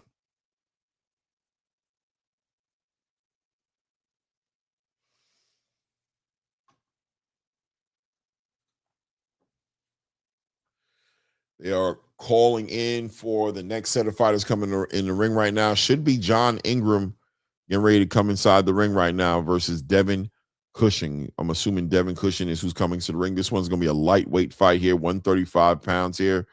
Devin Cushing, 18 wins, 0 losses, 14 of those wins coming by knockout. The other 4 going to a decision. His last 1, 2, 3, 4 fights in a straight row have ended in knockout fights. All 8-rounders. Is this one going to be a 10-rounder? This is going to be a 10-rounder. Devin Cushing's first 10-rounder fight here. John Ingram also coming in with just 9 wins, no losses, and 7 knockouts. This also will be his first 10-rounder. Has only fought 1 8-rounder before that, and the rest of his fights have been 6-rounders and 4-rounders. So this is a big step up for John Ingram. Let's see what he's able to do with the opportunity. I think he's still in the conversation of potentially being an opponent for Floyd Schofield Jr. if it doesn't work out with Tank.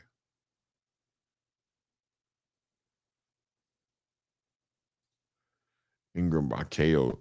JoJo Diaz is a good fighter, but now I think he sure wins by KO. Yeah, I agree with you. I agree with you. This fight right here should be a shootout.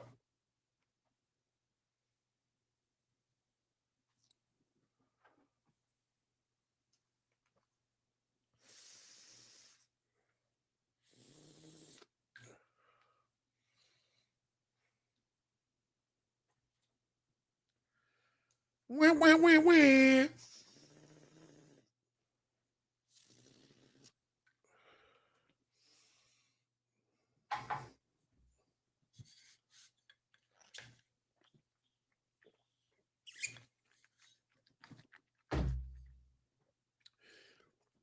John Ingram making his way to the ring. I believe he's John Ingram is from North Carolina originally, but should be, if I'm correct, working out of California, out of Vegas.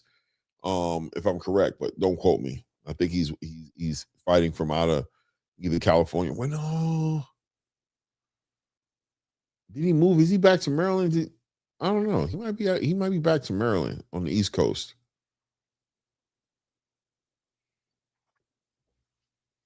Regardless, a fighter with a lot of talent.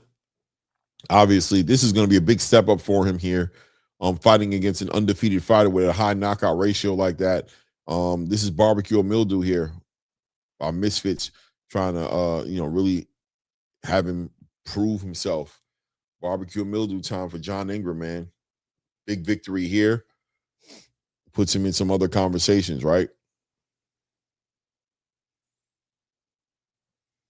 Yeah, he working out of Baltimore, right, Cam? Okay. Yeah, he must have moved back. I know he was over on the West Coast for a little bit, but I think he moved out the area. I think it was a little too much partying, a little too much distraction over there. Made his way back over to the East Coast.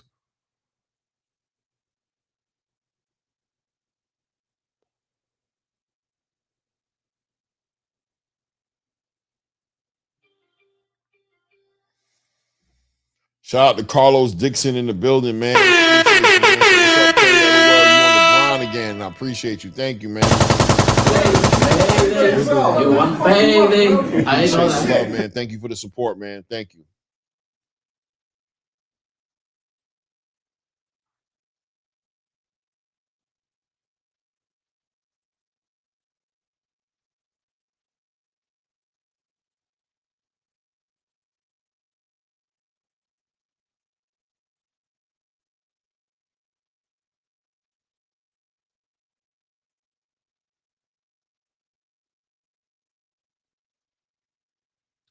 Let me see here. K Kuya Shucks TV says prediction fight Bam Rodriguez versus Naoya Inoue.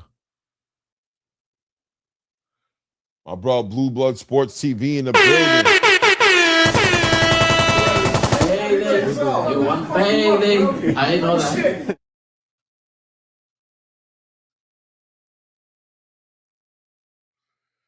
This is gonna be a good one right here. These next two fight. Kenny Ellis. Oh, so he working over there out that Baltimore. He working out there with Kenny and them. Okay. Does Upton Jim have him another one? Okay, I'm actually interested in this fight even more now. I'm already a John Ingram fight fan. I'm already a fight fan of John Ingram. You know what I mean? But I'm not gonna lie to you, man. I kind of like it. He's working with Calvin and he's working with Kenny here. Okay, this is gonna be a good fight right here, man. This is a good. Listen, man. I think John Ingram could possibly fall right into that system over there in Upton Gym. Might be a great system for John Ingram, man. If he's able to take that information in and really execute on the game plan, I think John Ingram is game enough to be able to deliver that kind of a performance. Let's see what happens here. I'm even more excited, more intrigued in this fight now. Oh, I'm definitely going to call the shit out this fight. Let's get it, man. Top of the first round right now. John Ingram, Devin Cushing in the big step up for John Ingram here. We got a style clash here, ladies and gentlemen.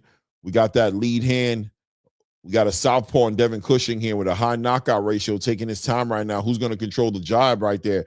Good work as Cushing works behind that jab, doubling up. Really bad intentions on that jab right there. Look out for that lead right hand. Good work, stepping out to the right, stepping out to the left, getting his head off that angle a little bit right there.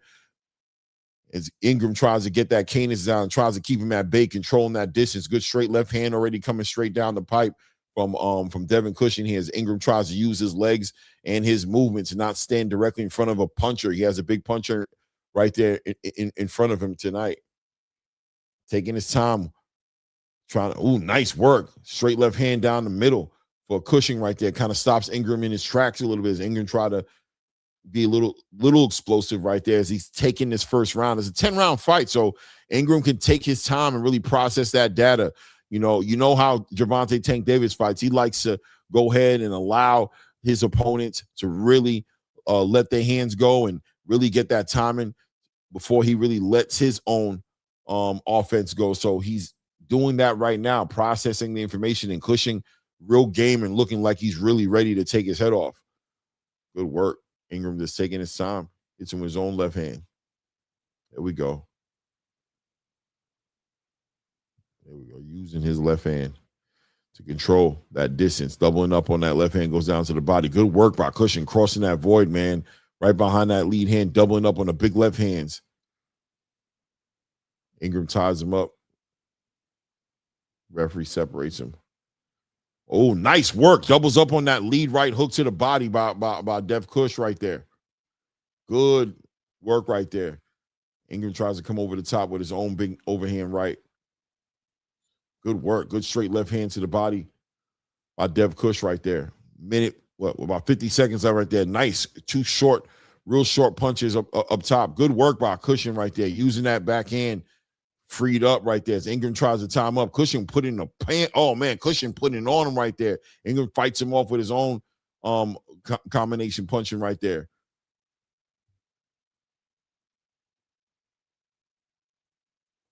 Good work working behind that jab by Cushing. Cushing is doing a good job controlling a lot of the energy in this round right here. So far, I'm giving him this round. Ingram trying to use his angles and really counterpunch Cushing, but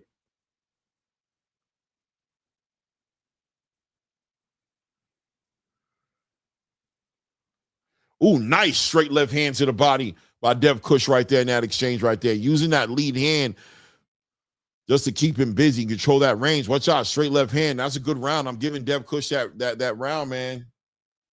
Good round by Dev Cush.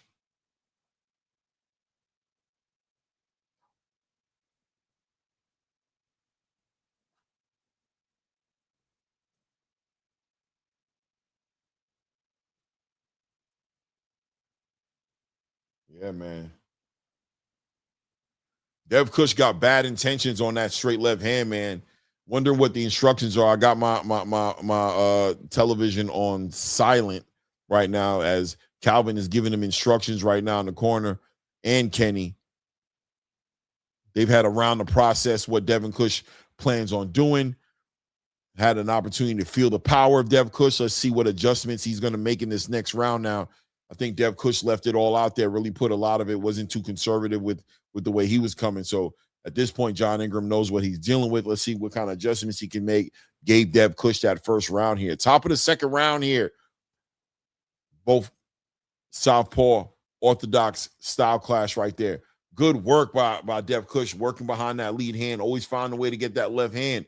Good chopping lead hook by Dev Cush right there. Shooting that lead hand to the body, to the chest of John Ingram. Not trying to headhunt with him. John Ingram being athletic, keeping his head off that line. He's just aiming at that body, taking his time.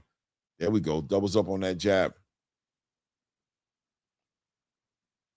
There we go. There we go. Both guys feinting each other, feinting me.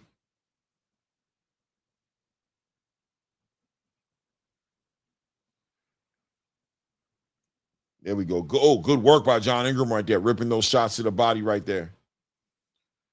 Dev Cush, nice, finding that lead hook to the body of John Ingram again. Good work by Dev Cush, finding him with that lead hook to the body. I've been watching him touch him with that lead hook to the body. There we go. Good work right there. Doubles up on that jab, shoots that straight left hand to the body. John Ingram says it doesn't hurt. Usually that means the other thing, but definitely still in the game.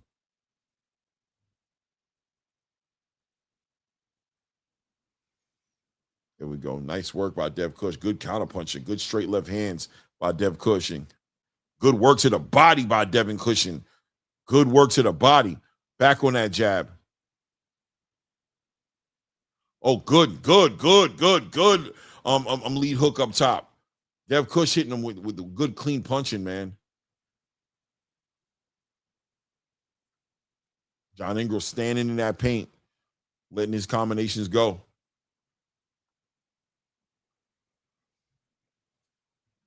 Hit the like button as you step in the building. Subscribe to the channel if you haven't done so yet. This is a better round for John Ingram, but still a Dev Cush round thus far for me. I think he's just putting his shots together cleaner. Good work. Good lead. Doubles up on that lead hook. Good work to the body. Both guys shooting it out here, man.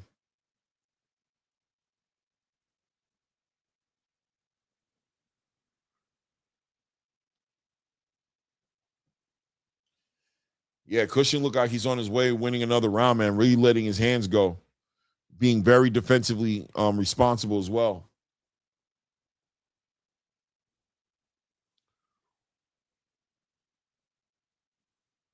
Kind of hard to believe the referees are just giving any of these rounds to John Ingram.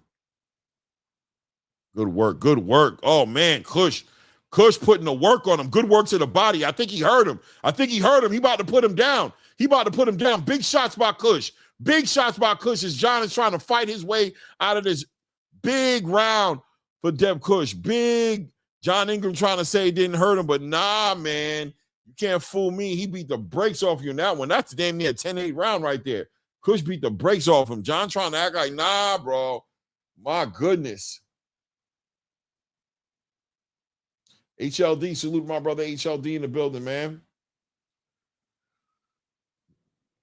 Yeah, Devin Cushing is a problem, man. When he starts to letting his hands go, the problem is good work right there. It was a good, hard check lead hook that really knocked John Ingram off his balance and just opening up on him on the ropes right there. John Ingram has to do better than sitting up in that high guard. trying to take those shots and get his timing down. He has to either get off the line or he has to hit him with something big to push him back and get that respect. Either way, he can't allow another round to go that way. I've got Cushing up 2-0, but I think more importantly is that momentum as John Ingram is smiling over to the other ring, recognizing that he was in some trouble there in that last round. Let's see the adjustments that can be made right now.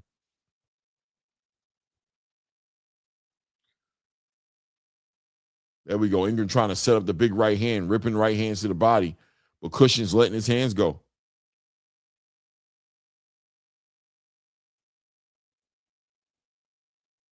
Good work by Cush.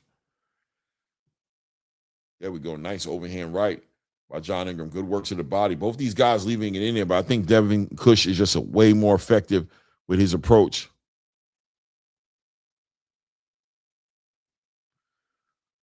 Ingram looked like he's almost too small for this fight, but he's putting his punches together, really letting his shots go. Nice short right hands by Ingram right there in that clinch right there. Good uppercut, nice over. Oh, it looks like he might be coming with his own. Cush is letting his hands go. This is a fight of the year candidate. Both these guys letting it go and putting it on there. Ingram letting his hands go and saying, F it, man. I don't think you got the dog like me. Cushing saying, I beg your pardon, sir. I beg your pardon, sir. But good short uppercuts up in the middle right there for John Ingram. But Cushing continues to push him back there as John Ingram tries to let off these big shots, trying to get the respect from Devin Cushing right there. As Devin Cushing looks up at the clock, not a good sign right there. John Ingram probably getting the best of him in these exchanges now.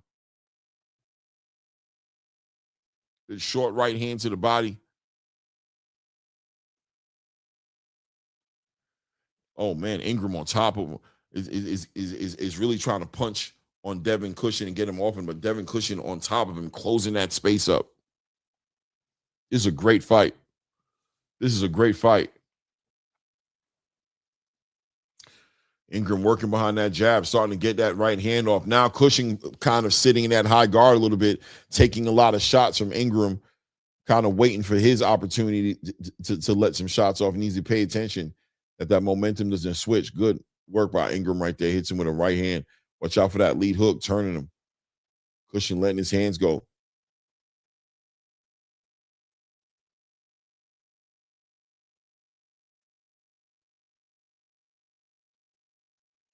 Here we go. Good work by Cushing. Good work to the body by Cushing. Oh, nice work to the body by John Ingram right there. Good work. Rips that left hand to the body and rips it up top. Nice short right uppercut lands for Ingram inside that clinch. Nice short right hand lands for John Ingram right there.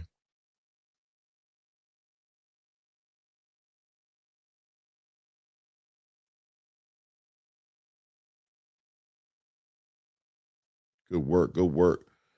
Both these guys letting their hands go. Both these guys letting their hands go, man. Yeah, Cushing is definitely slowing down, kind of taking this round off a little bit right now. That was a hard round to call, but I am going to give that round to John Ingram. I'm going to give him that round. Very close round, man. Just hard to believe that we're only 3 rounds into this fight. I've got Cush up 2-1.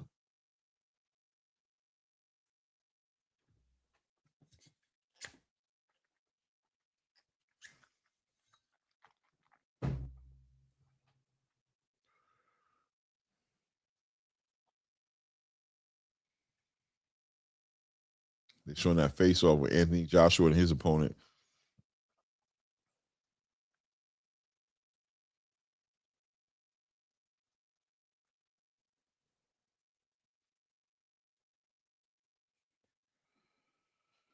Two-one Cushing.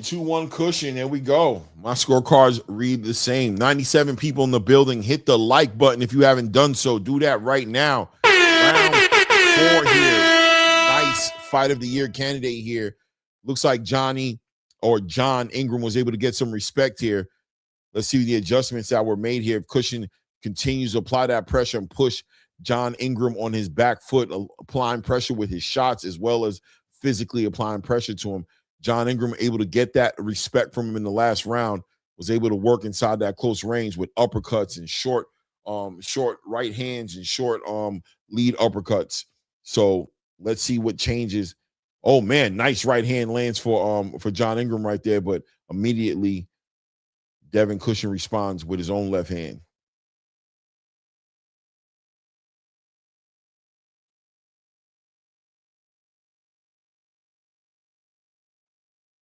Good work right there. Good lead hand. Good work trying to shoot that straight right hand right down the middle. Good work shooting that right hand to the body. Trying to solve the problem with the southpaw. Let him have the jab. Backhand will be mine. 2-minute mark just passed here in round number 4. Nice work. Devin Cushing just came off with a nice little 1-1-2. Got out the way.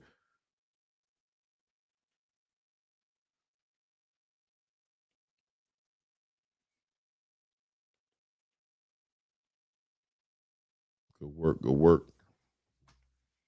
Not a bad round for Devin Cushing again. Looks like Devin Cushing's on his way to win this round unless Johnny can figure a way out. I keep calling him Johnny.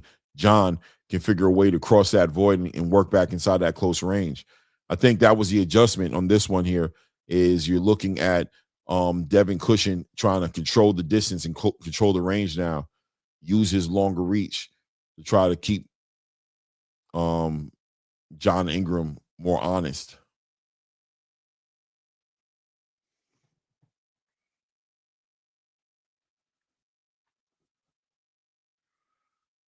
Good work here. Ingram using that physicality. Well, I'm sorry, Cushing using that physicality. Cushing using that physicality. Oh, nice.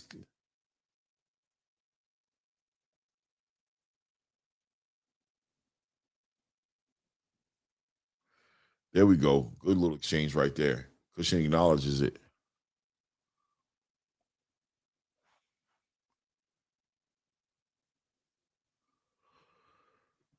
Mm. 15 seconds left in this round.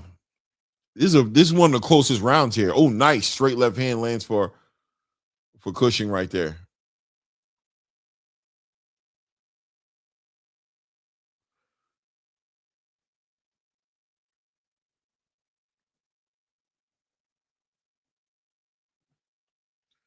I'm going to give Cushing that round.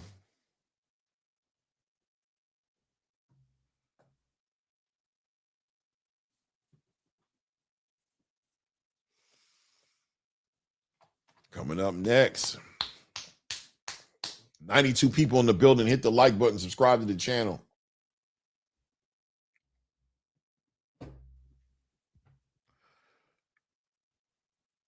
How many likes we got here? Let me find out you guys are playing with me, man. Come on, let's get the likes up. Don't do that. Only 56 likes in here, man. Let's get the likes up. Hit the likes. Don't do that. Hit the likes, man. Let's get the likes up, man. Let's get the likes up. Come on. Don't do that.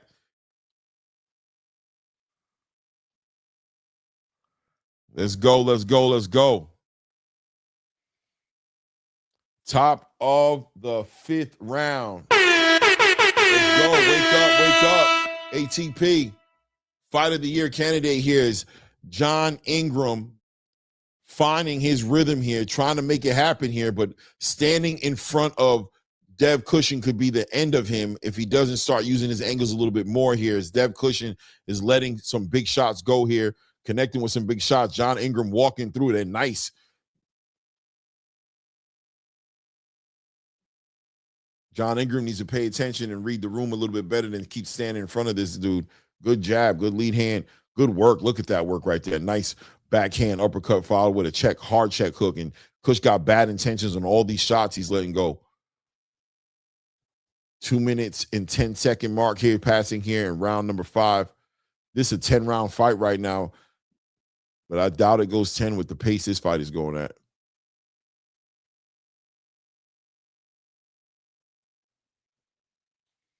Just past the 2-minute mark here.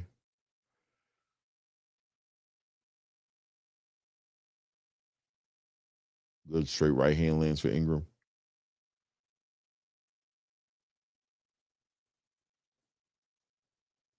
They are talking to each other right now. John Ingram is talking to Dev Cush right now.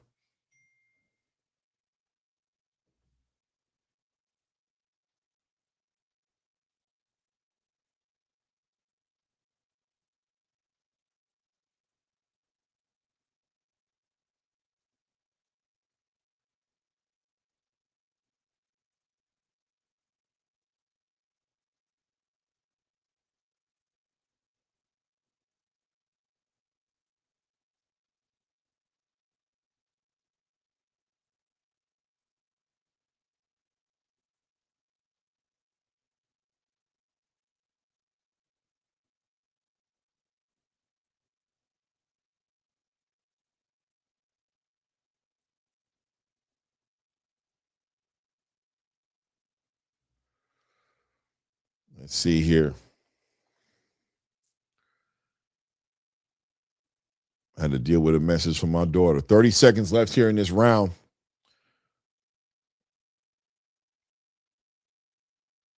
I think that John Ingram is really choosing to fight this fight in a way I don't think he needed to all the way. I mean, yes, he want to close that range, but I mean, I think he's really just in a real dog fight that I'm not too sure if he need to be in, especially somebody with a knockout percentage like this guy. Good, hard backhand catches John Ingram right there. I mean, it's a great fight, but I just feel John Ingram is really fighting a fight he might not necessarily have to fight. I don't know. Y'all let me know in the chat if I'm tripping here. Real close round right there. I thought John Ingram had a decent little round right there, but I don't know. I'm still giving that one to Cush, man. What it do, the Nigerian Nightmare? What's good with you, man?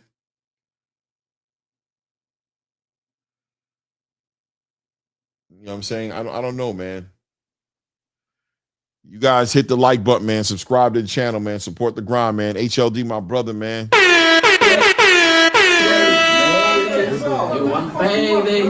know that. Appreciate the love, man. Says, make sure you freeloaders watching the live smash the MFN like button for the most dedicated, up-and-coming professional #1 boxing channel in all of YouTube. This is Claymore Rain.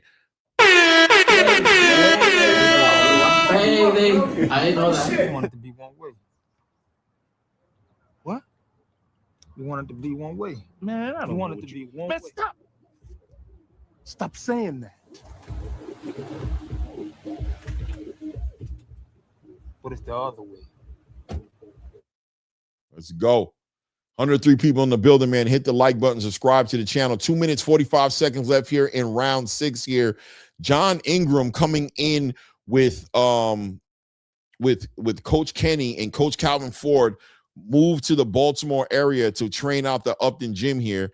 I mean, he's putting together a decent performance here. Now, actually, this round, not a bad round at all, but I just still feel like he's in front of the bigger puncher here in Dev Cush here. Very dangerous, but showing that he has a very good chin in this fight here, and now starting to turn it up a little bit. Is Dev Cush starting to lose his steam a little bit? Is that conditioning starting to play its role here?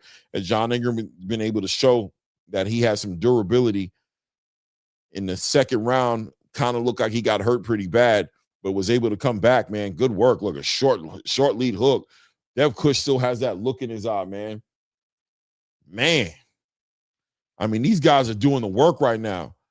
I don't know. You got to pay attention.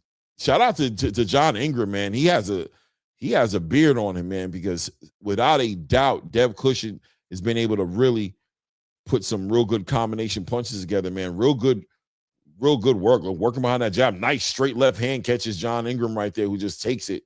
I don't know how the judges are looking at this right now, but I don't know that John Ingram's been able to get Dev Cush on his back foot too much. Controlling the center of that ring, keeping his good work, man. Behind that jab, another straight left hand right down the middle as John Ingram gets tied up with Devin Cush right there. Referee trying to give him a chance to separate themselves. Minute and 10 seconds left here in the 6th round. Good work. Another straight left hand right down the middle lands on John Ingram, man. Cush finding John Ingram. Back on that jab, man. Bad intentions. Definitely a big step-up fight for John Ingram, man. Big step-up fight here. 10-rounder too, man. Just gotten to the second half of this fight.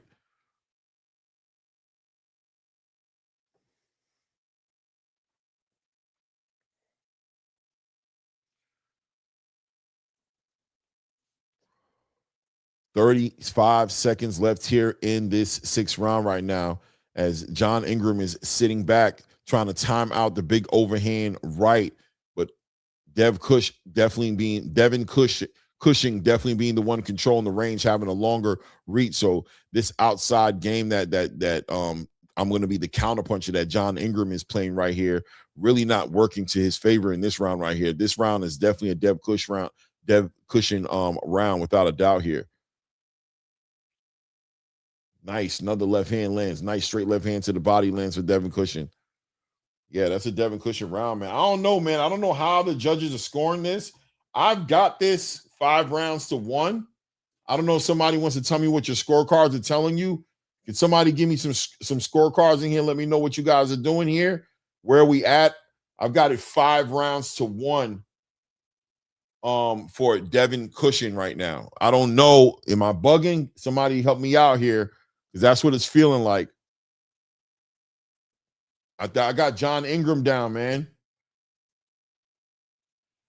Shout out to my brother. Says I got Cushing winning, but something tells me he about to get robbed if he don't stop Ingram. Yeah, it could happen. 4 rounds of 2 here. Allen Land, no doubt. Birdman Jr., 4 rounds of 2. All right.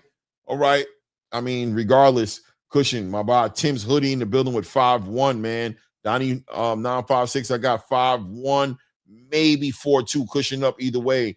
Let me see. Birdman says I gave Ingram round 5, Cushing round 6. Okay, let's get it, man. Let's see what happens, man. We are top of round 7 right now. John Ingram has to feel a little bit out of him. Nobody in the building has him winning this. Nobody in his building has him winning this fight. So John Ingram now getting closer to championship rounds definitely needs to start putting in rounds, or he's going to need a knockout soon to win this one. Now Ingram on the outside shooting that jab from out of the range right now. So respecting the power, I think at this point John Ingram is, of Devin Cushing right now. Devin Cushing able to just really coast at this point, being up at least 2 rounds right now, if not up 3 rounds. Big left hand lands for Devin Cushing, followed up with a nice lead hand. Once again, controlling. Remember, Devin Cushing having the actual range, you know what I mean, the longer arms, the height. So he's able to work from the outside a lot more effectively, and those power shots are probably going to start being a lot. Nice straight left hand. Oh, nice work by John Ingram. Catches Dev Cushing. Hurts him right there on that exchange right there. John Ingram hurts Dev Cushing real quick right there, but Dev Cushing trying to play it off and hold a nice short left hand. Nice short left hand by John Ingram gets catches Dev Cushing right there. Nice short right hands as the fight's become a close range fight now. Dev Cushing, nice work by Devin Cushing, man. Nice 1-2 straight down the middle, man. Definitely still a dangerous fighter, but John Ingram definitely hurt him there. Back on that jab. Watch out now. John Ingram find him. This fight is a close range fight. Good work to the body by John Ingram, followed up with a nice left hook up top. Dev Cush trying to let his hands go. I think John Ingram is hurt a little bit here trying to tie up. Not John Ingram, excuse me. Devin Cushing is hurt a little bit trying to tie up John Ingram, but getting into that close range, not good. Working behind that jab, doubling up, tripling up behind that jab, tries to shoot that left hand straight down the middle. Now tying up John Ingram right now, trying to buy himself some time. A lot of time left here in this round, a minute and some change left here in this round right now, and it looks like Devin Cushing did get hurt early in this round here. Can John Ingram close it out here? Nice straight left hand to the body. Nice work. Nice left hand followed by a lead hook up top by Devin Cushing right there. Doubling up on that jab, keeping his hands going, man. Tying up John Ingram right now. I wonder if John Ingram smells the blood in the water. Nice straight left hand down the middle catches John Ingram again. 35 seconds left here in this round now. John Ingram had a moment in this round here, but looks like good work again by Ingram, catching Dev Cushing again. Cushing trying to stay behind that lead hand, controlling that range. I feel like John Ingram should have a little bit more urgency. I think he's got a hurt opponent in front of him right now. He doesn't want to allow him to recover, but I don't know if he's recognizing it. There we go. Good work by John Ingram, doubling up, tripling up on that jab, and coming right down the middle with that right hand. Dev Cush did a good job of catching that on his gloves. About to close this round out. I don't know, man, how the judges want to look at that round. I think I'm going to give it to Ingram.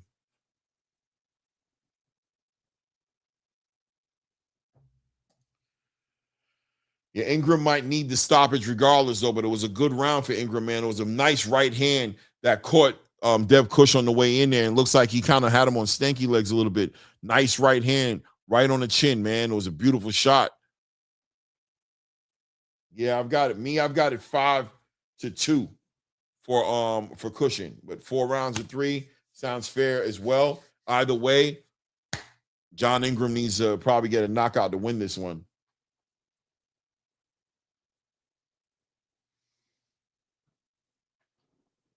$117 people in the building. Hit the like button. Subscribe to the channel if you haven't done so yet. John Ingram, more importantly, forget about, if he won the round or not. The momentum seems to me to be on John Ingram's side, but he has to have a little bit more urgency here.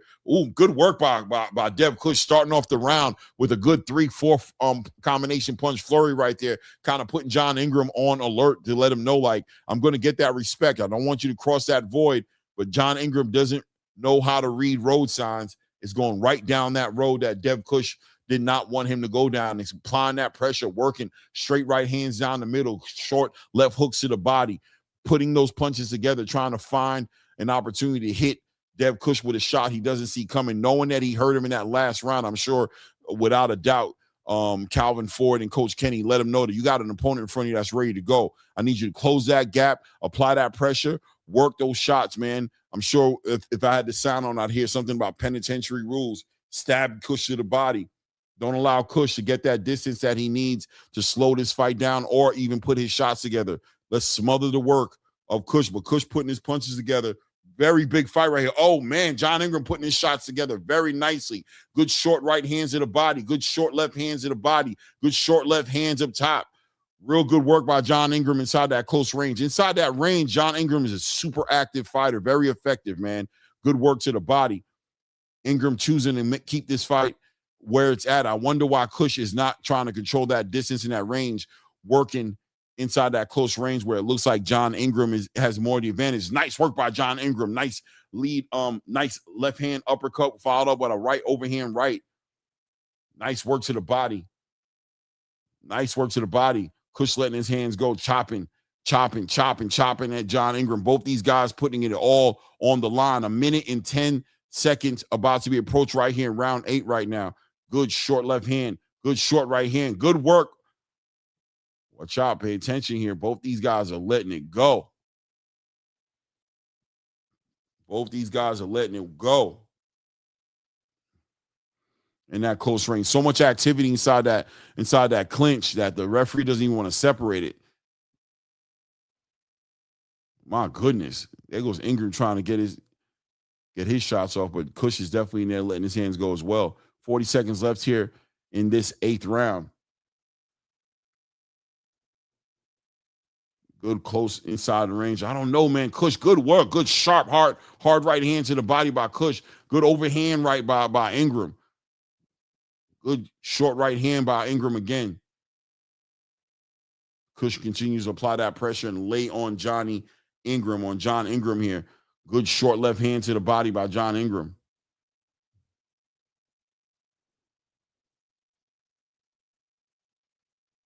There we go. There we go. Doubling up on that jab. Shooting that straight left hand. That was a close round. Woo, that was a close round, man. I don't know. That was a close round, swing round right there. I don't know. Man. I don't know how to score that round. I'm going to give it to Ingram. I think he's carrying that momentum, man. I'm going to give it to Ingram. So I've got this 5 rounds to 3.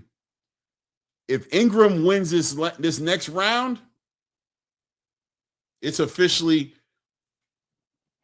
a draw. And that last round, whoever wins the last round wins this fight by 1 round if Ingram could put that last round in his pockets. Or if he gets a knockdown, very significant.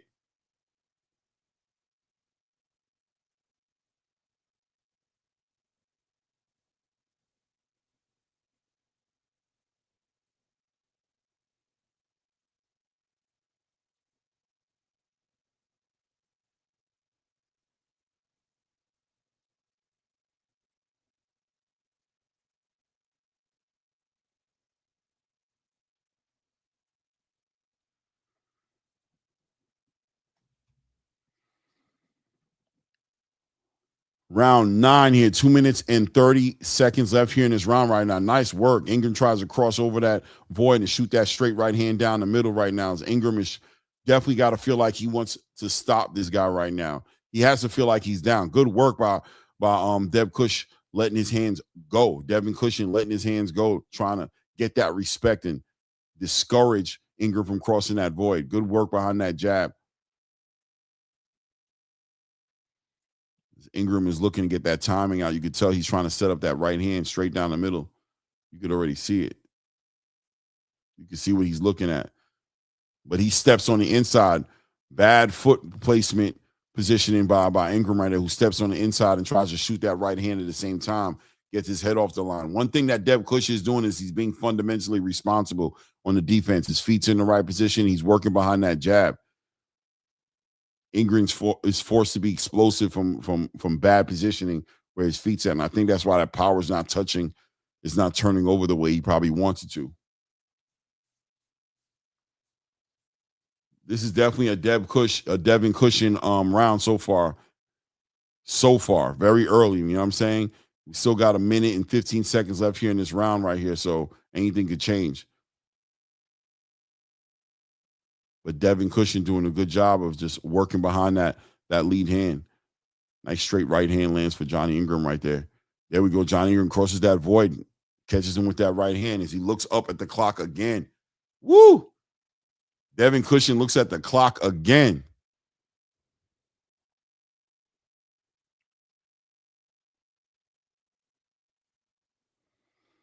Nice work right there. Nice straight left hand connection for Devin Cush. 35 seconds left in this round right now. Devin Cushing looks like he might be edging out this round so far. If Johnny Ingram can have a good moment, hurt him or hit him with a big significant shot, I'm sure he can still take this round.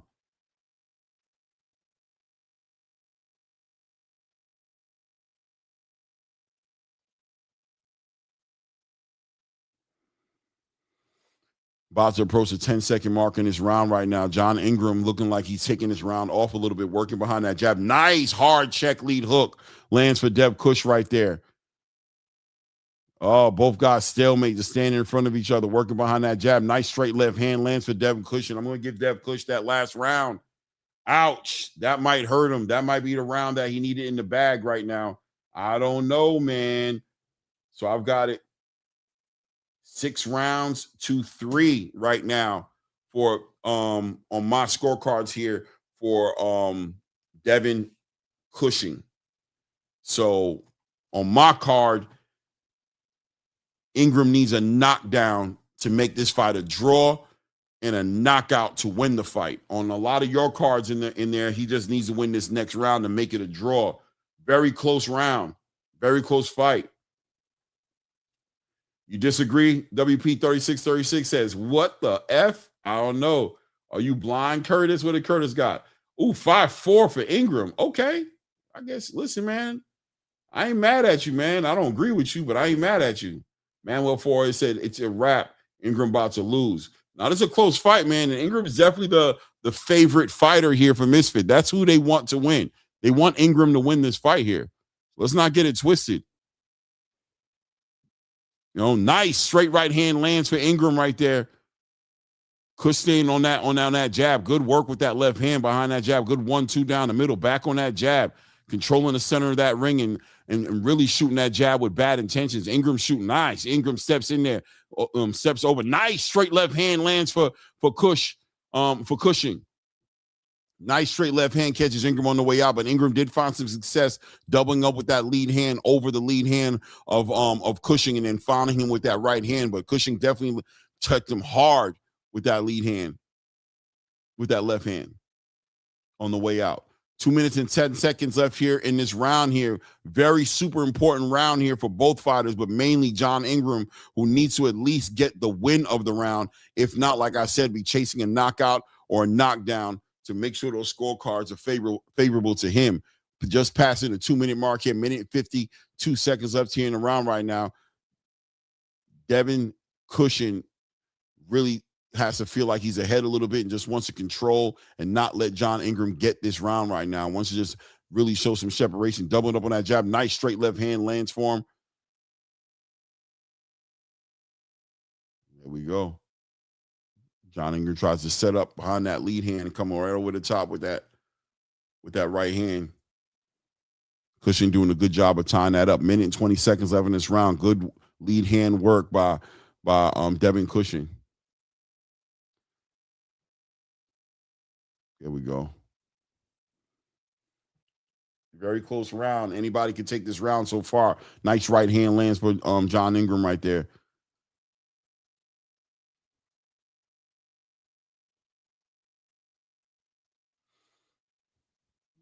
Oh, almost hit him with that big left hand for Devin Cushing. There we go. Devin steps in, doubles up on that lead hand, tries to shoot that overhand right. Cushing catches it on the gloves. 40 seconds left here in this round. Cushing is just taking his time. Tries to feint him, see if he can walk him into a shot.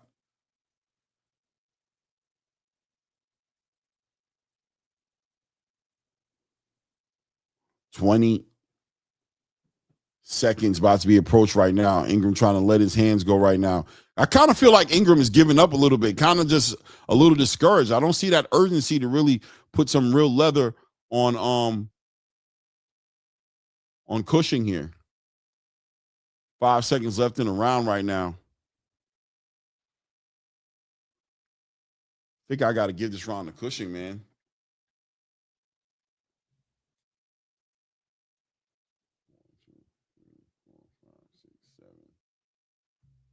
I got it 7 rounds to 3.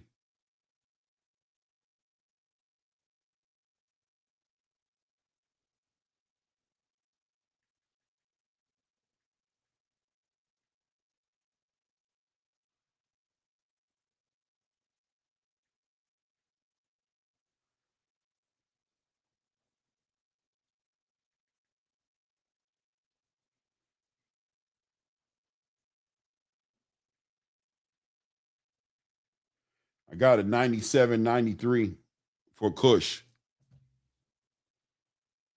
97-93 for Cush is what I got it here, man. It's finna be over right about now. Ingram didn't do enough to pull off a win or split decision. They robbing Cushing. Let's find out. Let's find out.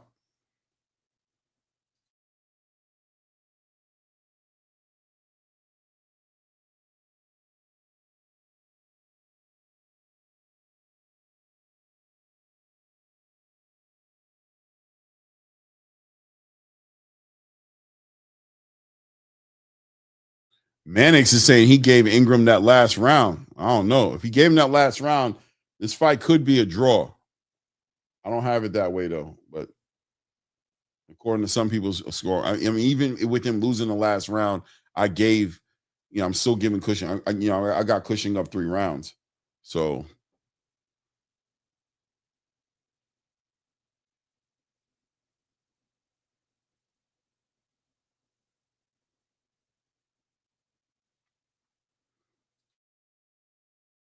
here we go.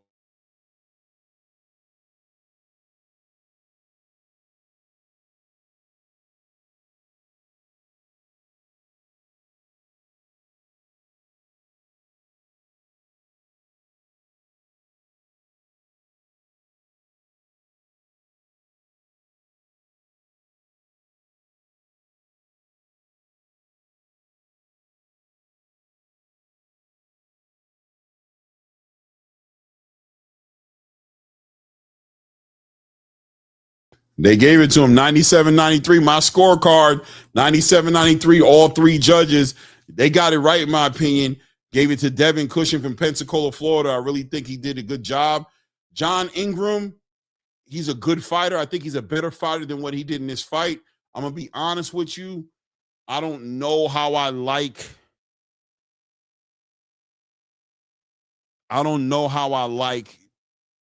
Calvin Ford and Kenny Ellis with him yet. I'm not going to say I don't like it, but I'm going to say I don't know, because I feel like in his last 9 fights, he's looked way better. I thought this was his worst fight that he looked, I thought he stood in front of this guy for no reason the whole fight. I don't think he should have approached the fight this way. This guy had a high knockout ratio, big puncher. I felt like he could have used his feet more, been way more athletic. I feel like he could have done a lot better than sitting there trading shots with the big puncher. I mean, it was a great fight. But I think Ingram could fight the fight better. And I just wonder, I got to see the next fight, man. I just wonder what that combination what that did for him. You know what I mean? It is what it is. I'm shocked. Good for Cushing for the gritty, smart fight, 100%. Give you the like. No doubt, man. Thank you, man. 117 people in the building, man. Hit the like button. Subscribe to the channel if you haven't hit the subscribe yet. This was a great fight. 100% a great fight. John Ingram has nothing to hold his head down about in real time. It was a fight where I'm assuming he's going to learn a lot. But once again, I do think that the approach was unnecessary. Just don't feel like he needed to stand there in front of this big puncher for 10 rounds like that. I thought he could have been way more slicker. He's way more athletic than that. I've seen him use his legs a lot better than that, and I just feel like he just kept trying to step to this guy. Maybe he wanted to smother the power of Cushing a little bit, but Cushing was just very disciplined, real short with his shots, real good at controlling that range, and real good at being also pretty effective inside the close range at times. Also very intelligent. When he did get hurt in this fight, and he did get hurt, was very intelligent to get through those rounds, time up, you know what I mean? Made sure that he was getting those, those counter punches off. Make sure he was landing last, touching them, making sure the judges saw it the right way. Good work by Cushing, man.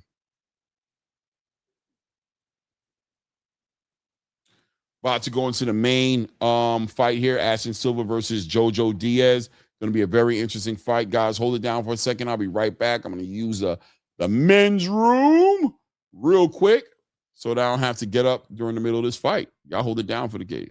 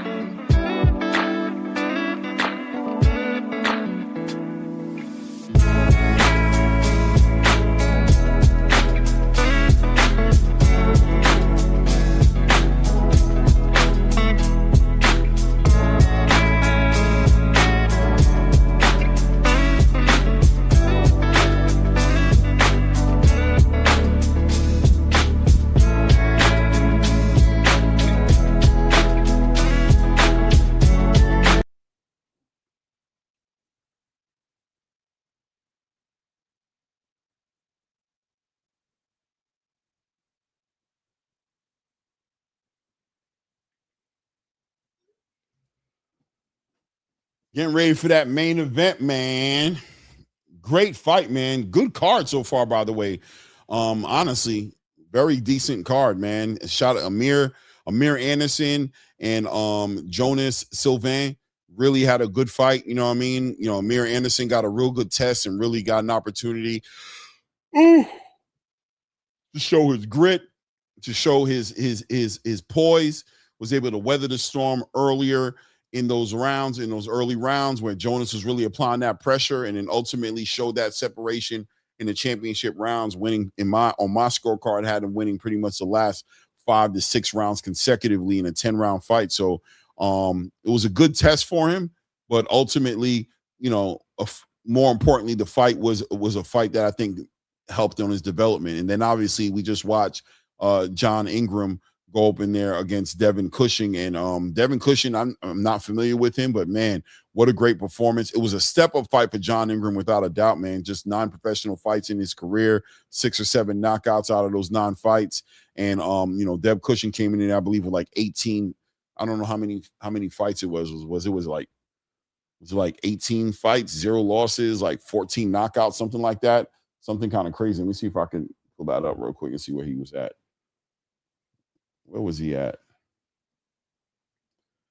Yeah, Dev Cushing came in there with 18 wins, 14 knockouts. So it was definitely a step up fight for John Ingram, a big time step up fight for him. Coming in there with Calvin and Kenny Ellis coming out of that Baltimore, that Upton gym. I don't know how long they've been working with each other, but definitely saw a lot of new things. Saw a lot of new things in there with him. You know, he had his moments where he looked good, but for the most part, just looks like he had the wrong game plan going into that fight. Birdman Jr. said, is this an upset, Clay? I don't think it is an upset, man. I mean, I think people were favoring him to win. This was going to be a big step-up fight for him. He took a big chance, bet on himself to have a real big win, a signature win on his record against a real, a winning contender at this point. 18 wins, 0 losses, 14 knockouts. I wouldn't be, I think he probably is a legitimately a contender, right? 10-round fight. Just has to go back to the gym and work on some things here. That's all.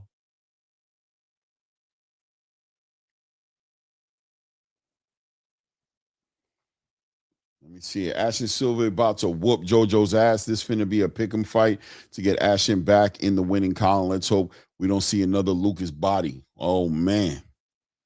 Oh, man. Say it ain't so. Hit the like button. Subscribe to the channel, man. Hit the like button. Subscribe to the channel, man.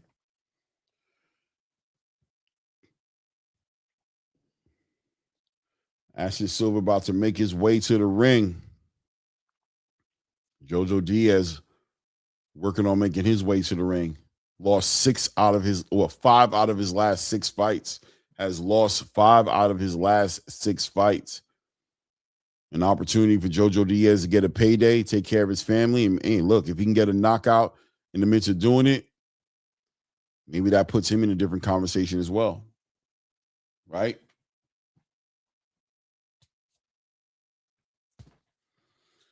"22-year-old Ashton Sylve, 5'9", 140 pounds with a 67 arm reach, fighting against JoJo Diaz, 33 years old, 5'6", weighing at 139.4.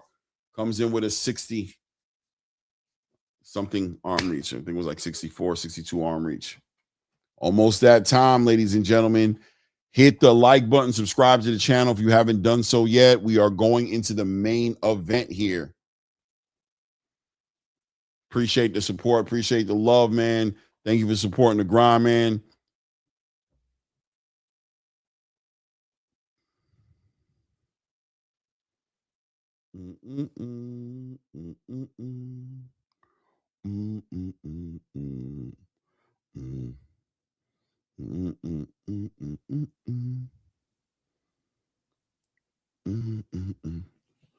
JoJo Diaz making his way to the ring. Somewhat of a gatekeeper at this point. Fighting at 140 pounds. Walks up in there with Freddie Roach as a head trainer.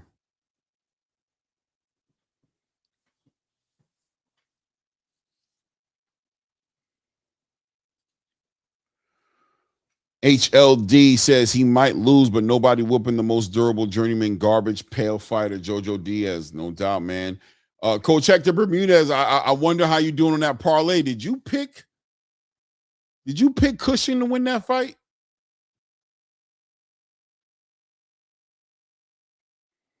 Hit the like button, subscribe to the channel, man. Baby, you want baby? I know that.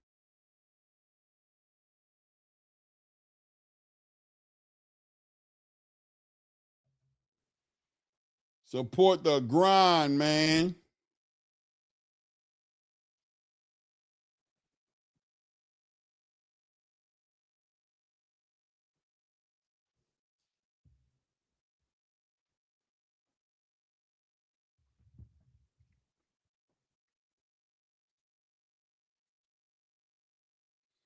Silva making his way into the ring right now, man. Big time opportunity for Silva here.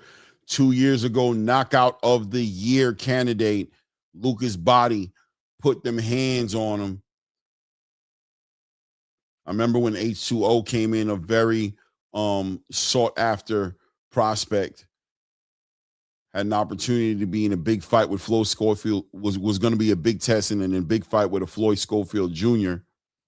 Ended up having to take a reset, ended up on the Misfit card, which was somewhat of a step back for him, right?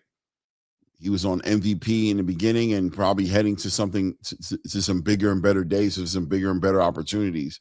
But he got knocked out. It's that punch you don't see. So since then, I believe he's put together about 2 or 3 wins. Let me see here. How many wins has he put together here since that loss? Let's see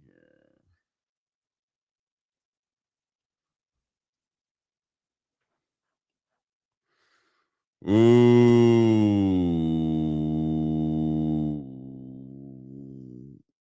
Yeah, since that loss, has been able to put 2 wins together. One of them, 5th round knockout against Daniel Lugo, 6 fights, 3 wins, and another unanimous decision against his last fight, which was back in April of this year, about 2.5 months ago, against Raul Antonio Galvez Hernandez.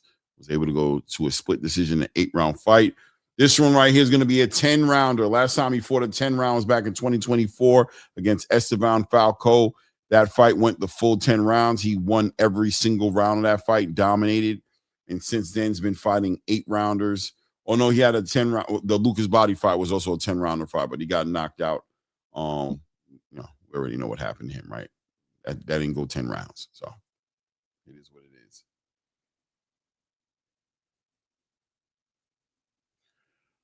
Let's go.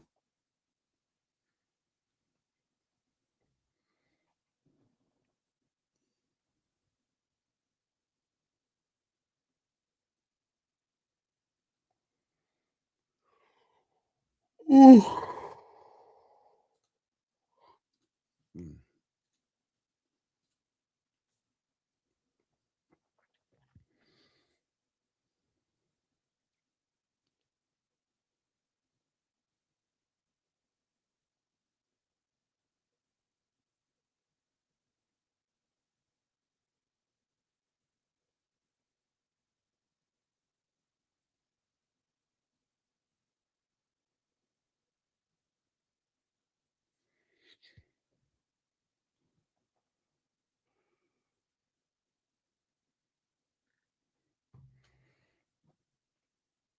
I need that one more subscriber, man, so I can get to that 930, man. Let me get that subscriber, man. Don't do it. If you ain't done it, do it.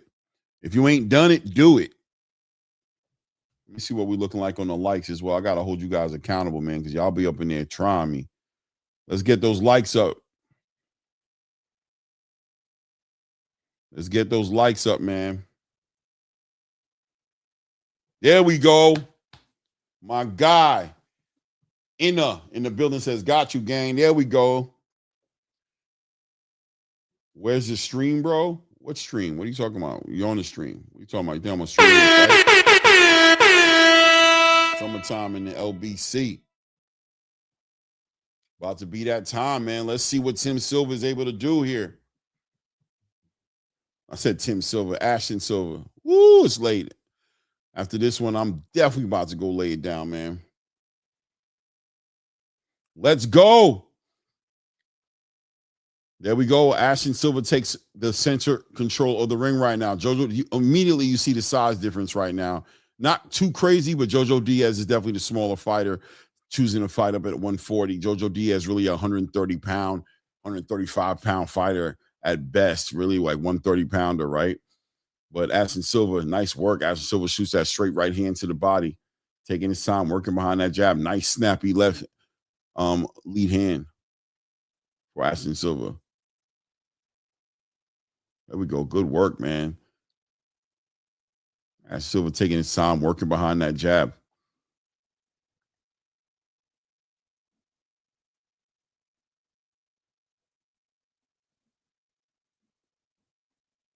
Good work by Silva, controlling that range with that jab. JoJo Diaz playing the perimeter, trying to process the data, trying to feint Silva into engaging so he can read that cadence of Silva. I think Silva's just taking his time.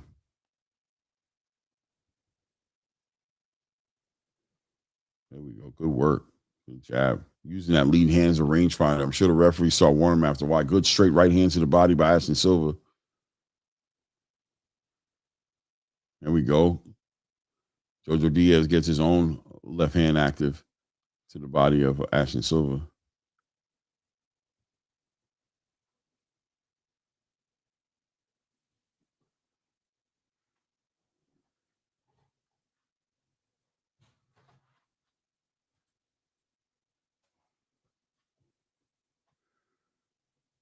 Oh, nice work. Good lead hand work right there. Ashton Silva putting on a clinic here.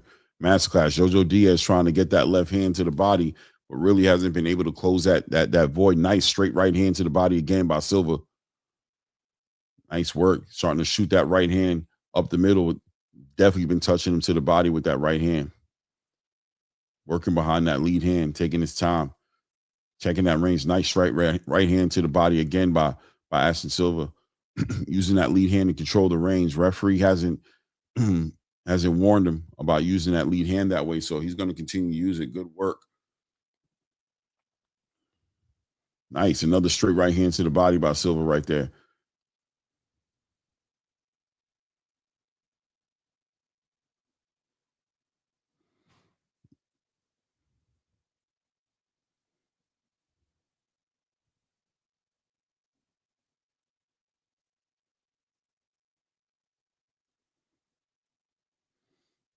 Yeah, Silva just taking his time, dancing, using his feet, shooting that straight right hand up the middle, touching him to the body. Easy round to score right there. Silva took that round very easily.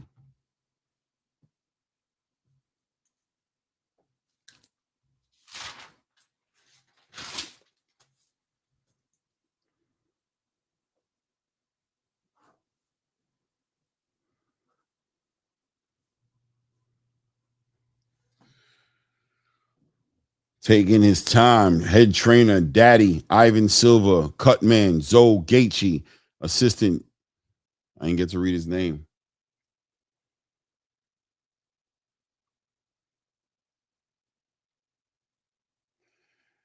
Jeek 6855 says, new to the channel, I took Kush live bet for 100 plus 320 by decision after the third round. Okay.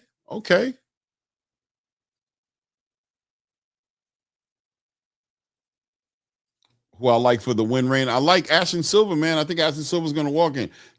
What's up with your Cheeks? Welcome down, Van Howler, father of Damazian Van Howler, future of the American heavyweight division, says, got you. About to unsubscribe, subscribe again. That's not gonna help me, man. Don't. Shout out to everybody in the building, man. Hit the like button, subscribe to the channel, man. I appreciate you. He said, I'm going to unsubscribe and subscribe again, boy. Thank you, Cheeks. I appreciate you, brother. I appreciate you, man. 2 minutes and 25 seconds left here in round two.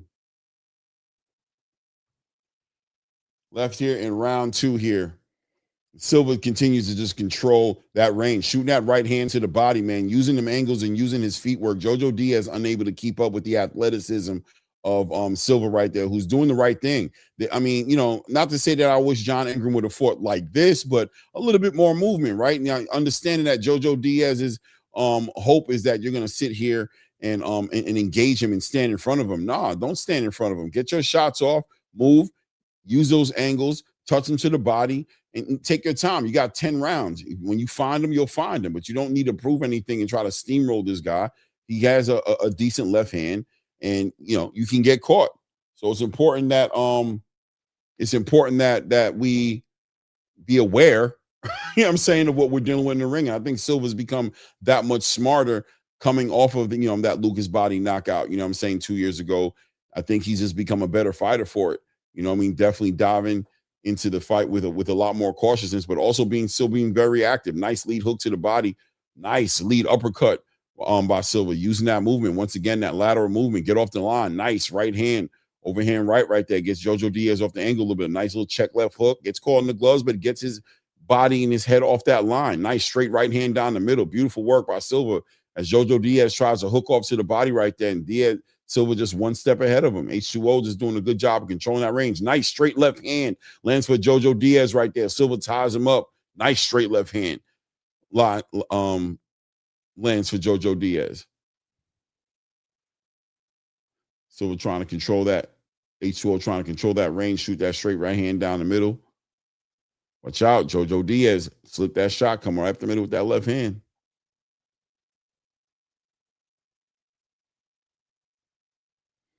Good work. Good work by Silva, moving, using his angles, using that lateral movement, tying him up as JoJo Diaz is finding him, closing that range a little bit better. We're about to hit the 10-second mark here. Silva continues to use that lead hand. Good work getting up under those shots right there, turning JoJo Diaz. Nice straight right hand to the body again, lands for Silva. Silva tries to wing a big overhand right, but doesn't catch him. I'm still going to give him the round, but a better round for JoJo Diaz is who's moving around a little bit better, starting to let that left hand go a little bit more. Chris Cyborg in the building.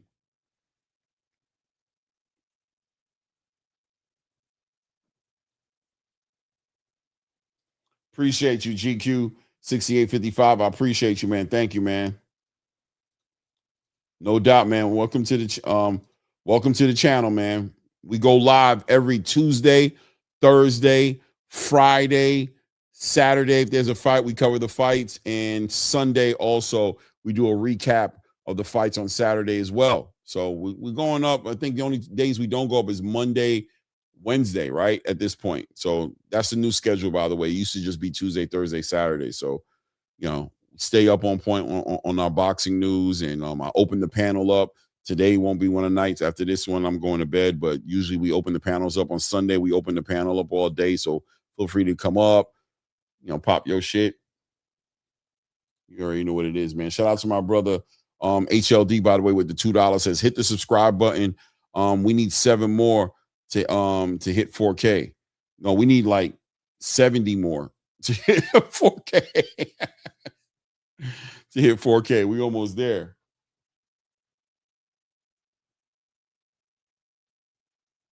Let me see here. My brother Cheeks, man, I appreciate you, man. Thank you, brother, for the support, man. Thank you for the cash app, man. I appreciate you. Thank you, man. Always appreciate it, man. Thank you so much, man.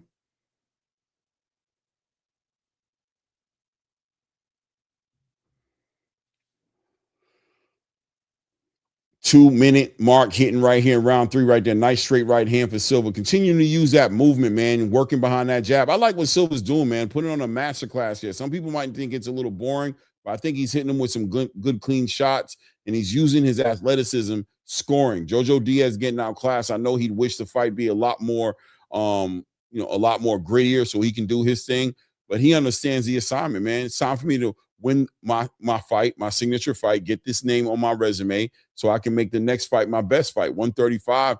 Silva's a little bit behind right now. Floyd Schofield Jr. in the conversations of fighting for a WBA title right now against Tank Davis.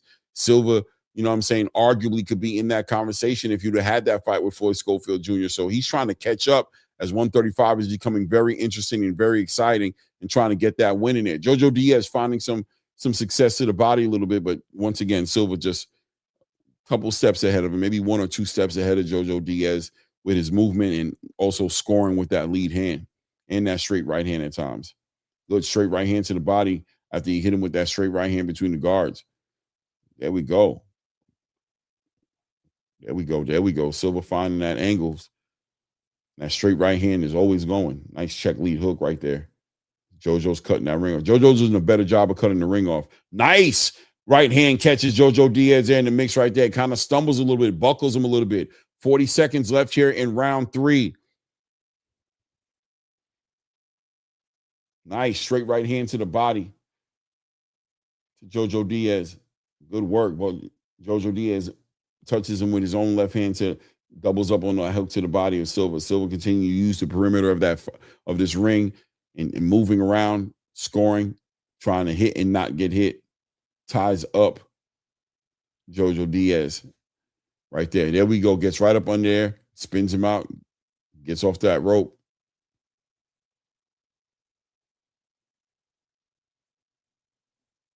Ooh, nice. Walks him into a nice right hand right there. JoJo tries to collapse the pocket.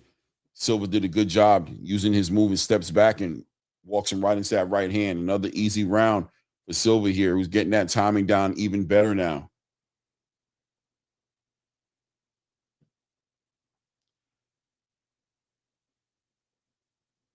Appreciate you, man. That Black Panther shirt.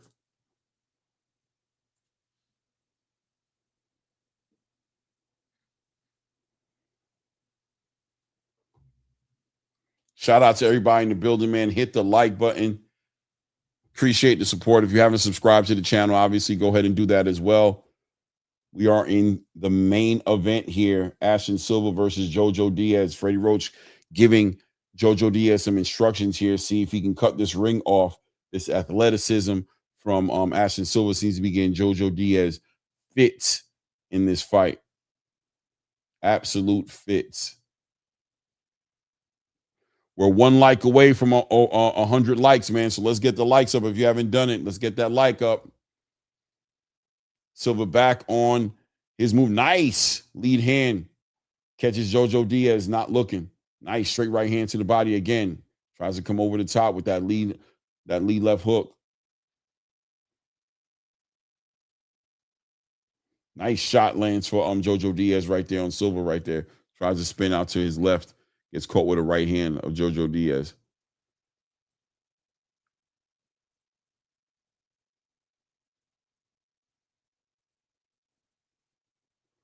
There we go. Silva taking his time trying to catch him with that overhand right. Nice straight right hand to the body.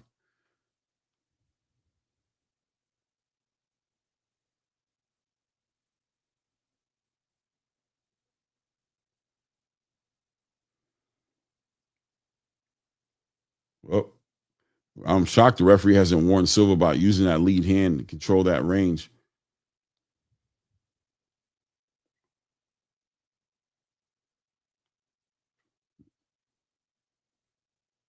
There we go. Good work right there. Off that straight right hand, checked him off with that lead hook. Spinned off to his left. There we go. Nice 1-2 down the middle.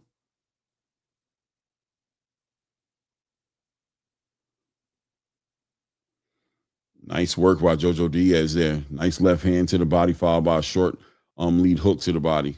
Another lead hook to the body by JoJo Diaz on. There we go, doubling up on that left hand. JoJo Diaz finding Silva here. This is a better round for JoJo Diaz here. But nice work to the body by Silva. Shoots a hard right hand to the body. Good work by JoJo Diaz right there, doubling up on the body work and almost catches him with that lead hook. Just under a minute mark here.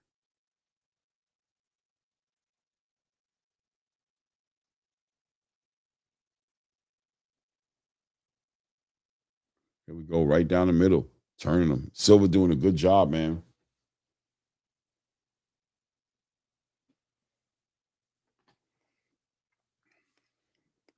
JoJo's starting to cut that ring off a lot more effectively, though, without a doubt. Ooh, nice. Nice straight left hand catches Silva as he tries to find his way out the right, tries to use that lateral movement, get out to his right, and JoJo was right there to meet him with that left hand. I don't know if I said right hand by accident, but I meant to say left hand. About to hit the 10-second mark.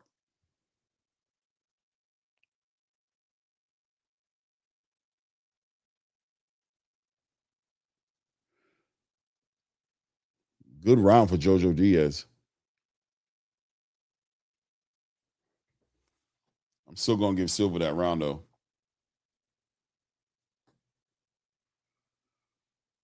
Round 4 about to be round 5, W636, WP 3636. Nick Morlock got Ashton Sylve winning this fight 4 rounds of zip. Bull Ish Caillou with the question mark. You feel like you gave that round to JoJo Diaz? It's possible.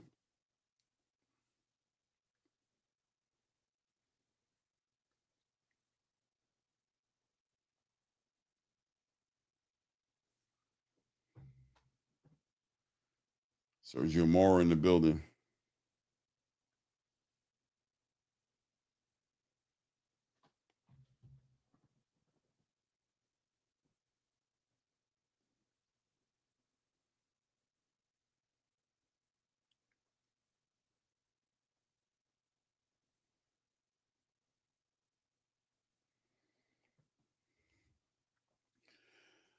Top of round 5.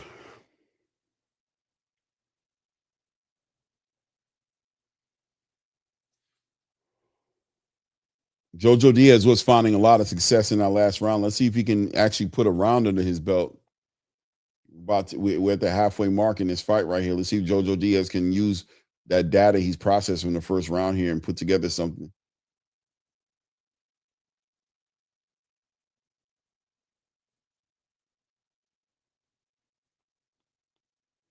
Nice work.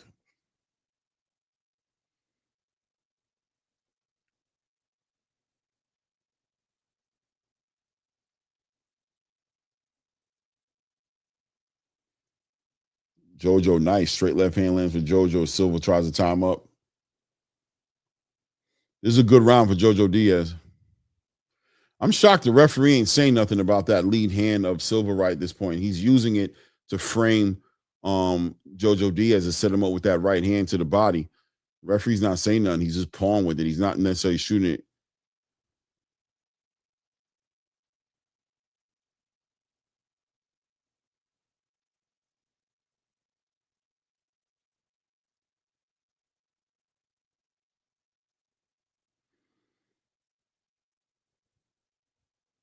Well, good work by JoJo Diaz, active with that left hand to the body.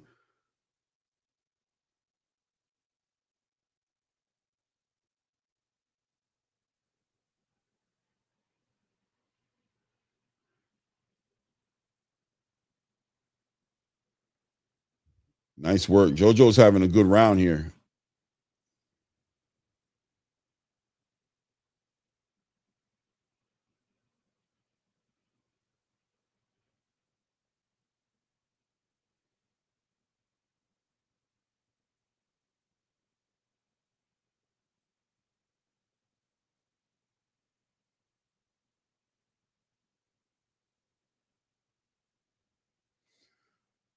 About to approach the 30-second mark here.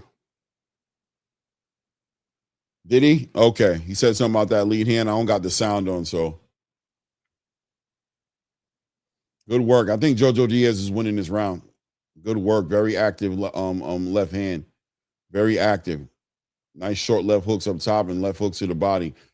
Silva's complaining about those left hands in the combination with the clinching. Nice left hand lands again for JoJo Diaz right there. Good round for JoJo Diaz.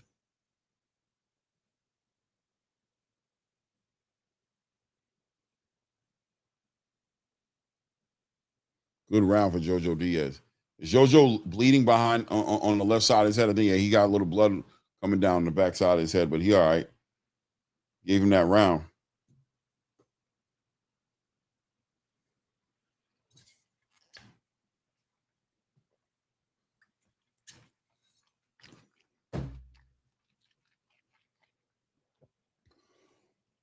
JoJo Diaz definitely found his rhythm, found a place for that left hand, cutting that ring off, touching him with that left hand constantly. Good work to the body, slowing down Silva a little bit just so he's there to be touched. He should be confident going to the next round. It's the halfway mark. He's won the 6th round?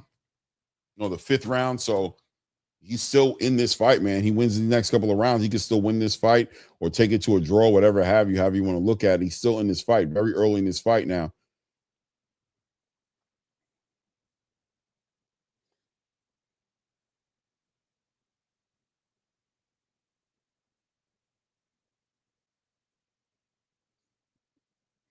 Silva trying to work behind that jab, shooting that right hand up top, shooting that right hand to the body.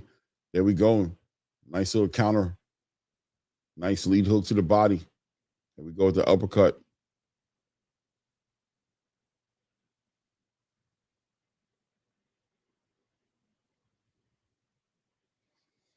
2-minute, 15-second mark here. JoJo Diaz having another decent round. Silva trying to get him to respect that space, but I don't think Joe's going to do that. Nice. Doubles up on that right hand to the body. There we go. A little pull counter right there. There you go.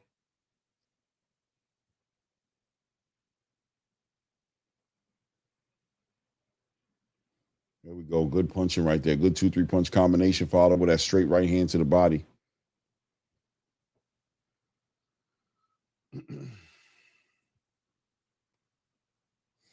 Oh, well, at least that cut is out the way. You know, I mean, it is a cut, but it's over there behind his ear, on top of his head, on the side, so it's not getting in his eyes. He's good. Minute and 30 seconds left here in the 6th round. There we go. Ashton Silva comes over the top with a big left hand. Good work.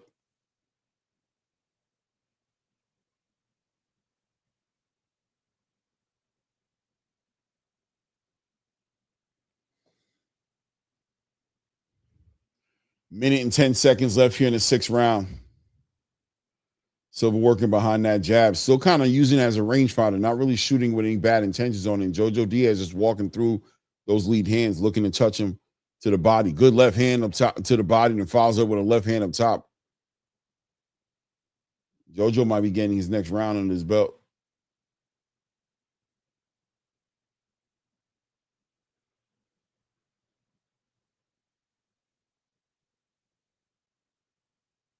Good work here. I don't know. So far, I'm about to give this round to JoJo Diaz if he doesn't do something. That's a fact. Shout out to everybody in the building, 115 people in the building. Hit the like button, subscribe to the channel if you haven't done so. Subscribe to the channel, hit the like button.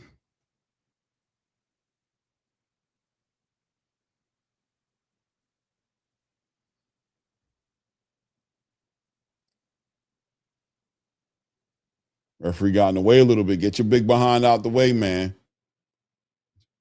Silva looking for that clinch now, which means JoJo Diaz's pressure is very effective. He's looking to tie up JoJo Diaz. JoJo's finding him too easily with that left hand. I'm going to get that round to JoJo Diaz again. True Power Media, what's good, man? What's good, brother? We in round 7 now. We're about to be in round 7. 6 rounds down right now. I've got Ashton Silva up 4 rounds to 2. I've been giving JoJo Diaz the last 2 rounds. Very effective pressure, very effective work to the body.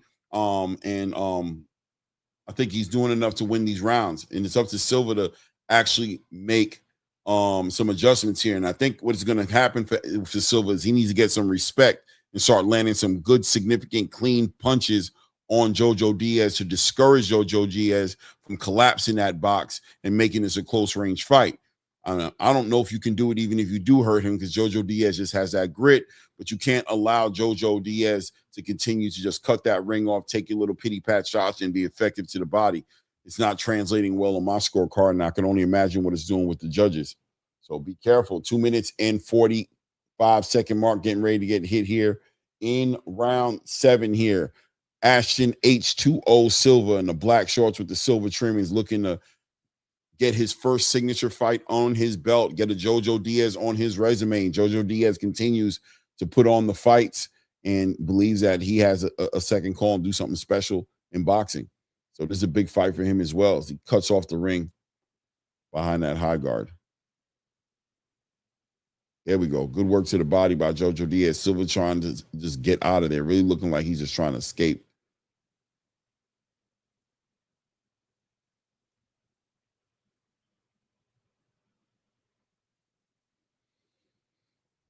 Silva's on his bicycle. Well, let me tell you, good work to the body, good pressure. I think JoJo Diaz, I don't know how the judges are scoring it, but he's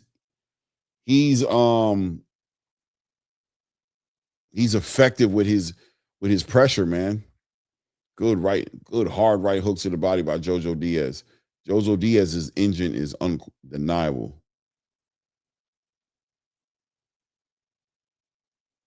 There we go. 1-2 right down the middle.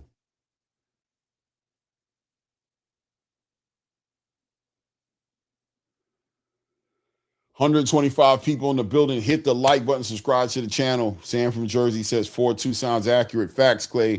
This is a big fight for him. He's been in the ring with Devin Haney before and lost that aura. Yeah, man. Shout out to Mr. Savvy in the building, man. Hit the like button, subscribe to the channel if you haven't done so yet. Silva's just pity pat and touching him, man. He's really fighting scared, man. Oh, nice work by Silva right there. Right in the middle of me saying that, rips a hard right hand. Whoa, big left hand lands for JoJo Diaz on the break as the referee warns JoJo Diaz about hitting on the break right there. But Silva hit him with a big right hand. Right when I said something, really on a three-punch combination, finish it up with a big, hard right, short right hook on JoJo Diaz, which is probably why JoJo Diaz felt like he wanted to get that back. There we go.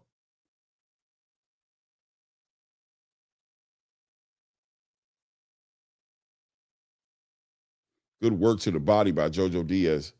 Good work to the body by Silva. JoJo responds accordingly.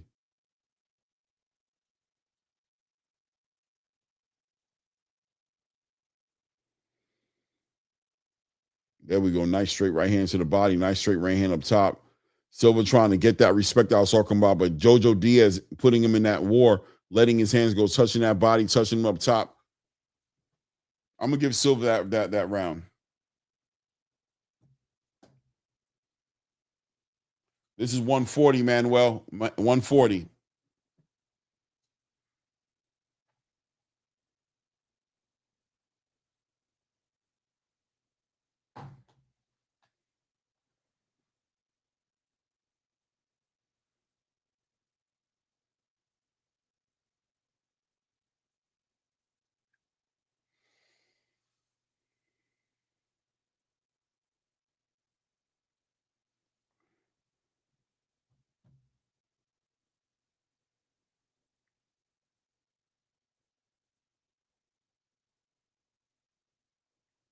Mr. Savvy, salute. Oh, we got another Haitian flag in the building, man. Shout out to my Zoes in the building, man. For sure.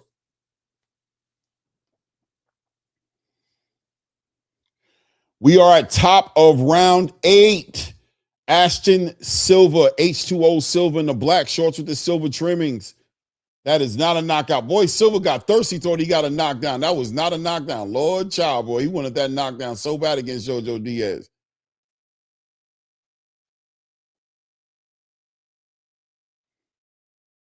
There we go. 1-2 right down the middle. Silva trying to be sharper and cleaner with his punches.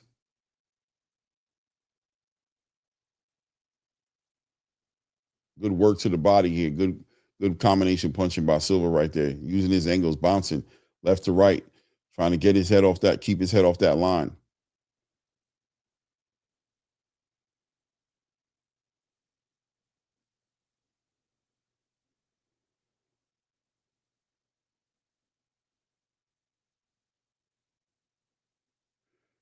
Silva's starting to walk JoJo Diaz down. Big shots. So this is the most aggressive I've seen Silva. Nice. Hard right hands to the body. Hard right hands up top. Good work. Letting his hands go. Oh, he hurting JoJo. Silva letting his hands go.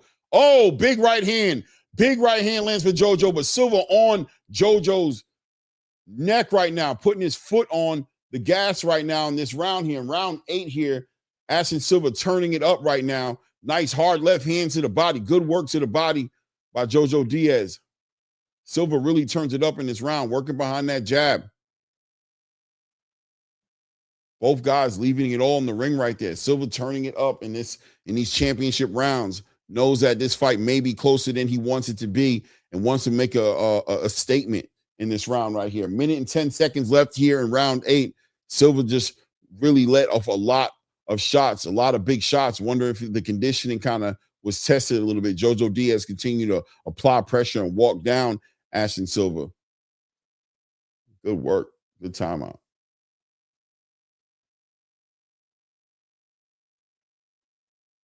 Good work by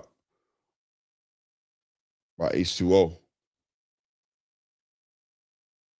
Nice left hand to the body.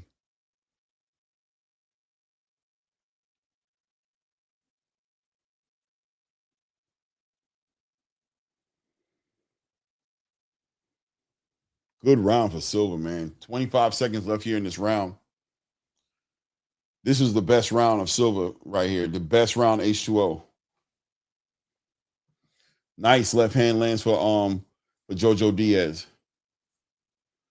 A nice check lead hook for JoJo Diaz. Silva behind that jab. I think Silva will kind of gas out just a little bit. Put out a high output in this round. Good output, but it looks like it's affecting him a little bit. Timing out, trying to catch him with that right hook. End of the round. I'm gonna give Silva that round for sure. 3, 4, 5, 6. Definitely have it 6 rounds to 2 right now. JoJo Diaz had 2 rounds that were official, but Silva's really been controlling the energy here, man. Good round for Ashton Silva.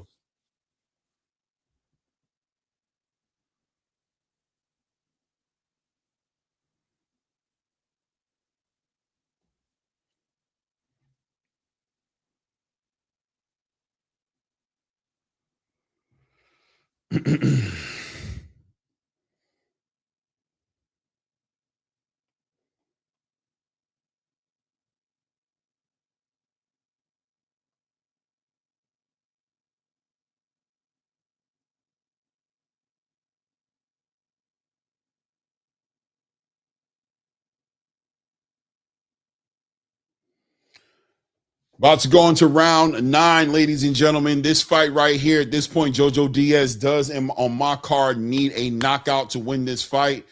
But had some moments in this fight earlier on, was able to put some pressure on Silva, but Silva did turn up last round, really turned it up. Maybe he's a little tired, drooling out of his mouth right now. Hope he's okay here as JoJo Diaz continues to apply that pressure and collapse that pocket and work inside that close range. Silva continuing to use his legs, use his IQ to literally outclass JoJo Diaz here. Let's see if Silva can close the show out like a pro. Take this victory.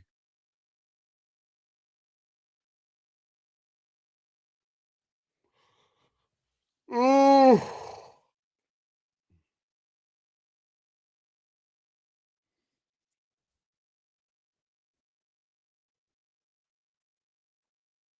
I'm gonna sleep like a baby tonight when I go to bed. 11:48. Ooh. I gotta wake up early again. Good. Whoa, now JoJo Diaz found him there with some short left hands there. Oh, JoJo Diaz finding some success here, ripping some good left hands to the body. Some good left hands up top. Good work, JoJo. I think H2O might be a little tired.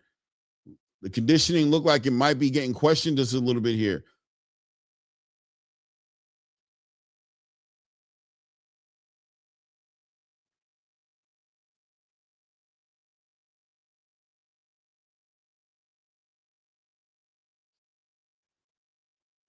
There we go. Silva letting his hands go.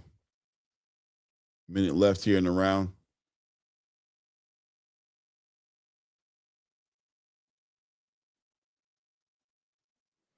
Good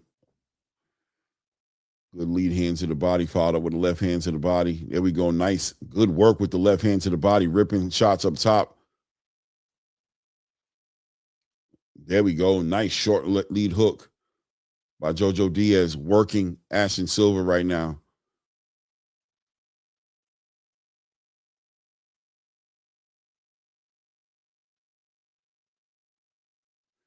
Good short right hands, short left hands by Diaz.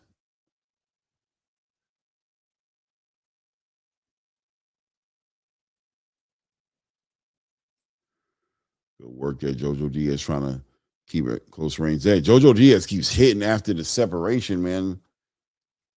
Eventually they're going to take a point away. Good work right there. Another big left hand lands for JoJo Diaz. Nice short right hands, short right hooks, lead hooks land for him. That's a Diaz round for sure.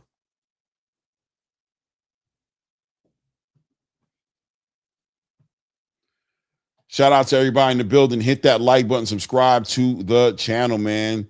Appreciate you guys, man. Thank you for the love. Thank you for the support, man. Appreciate you guys. Subscribe and hit the like button.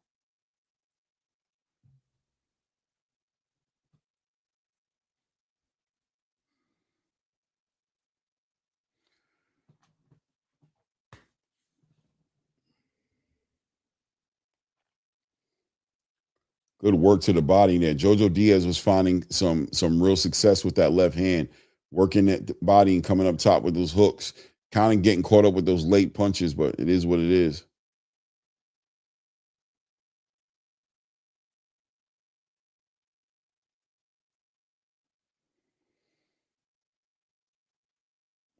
About to go into the championship rounds here.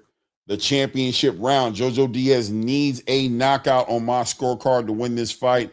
He's only won 3 fights out of these 10 rounds so far. So if he wins this next round, it'll be 6 rounds to 4. Not enough to get him a victory. Maybe if he gets a knockdown, he can get a draw. Ooh, nice. Silva. Ashton Silva times him out with a nice right hand. Good work to the body by Silva right there. Good work turning him, letting his hands go a little bit more.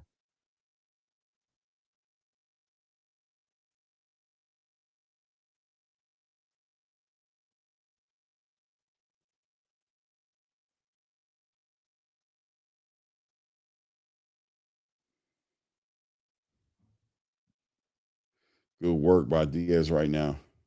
Diaz look like he's about to get, oh, good work by Silva. Letting his hands go. This is a Silva round. I don't even know what I'm about to say, Diaz. Good work by Silva. There we go. Trying to control that range. Ties up JoJo Diaz. Damn. Diaz is really good at punching on those separations, man. He's been doing that. He's kind of dirty a little bit. Good work to the body by Diaz right now. There he goes with that left hand to the body. Diaz keeps hitting after the breakup on the clinch. I don't know, man. He needs to be careful, man. He kind of being grimy.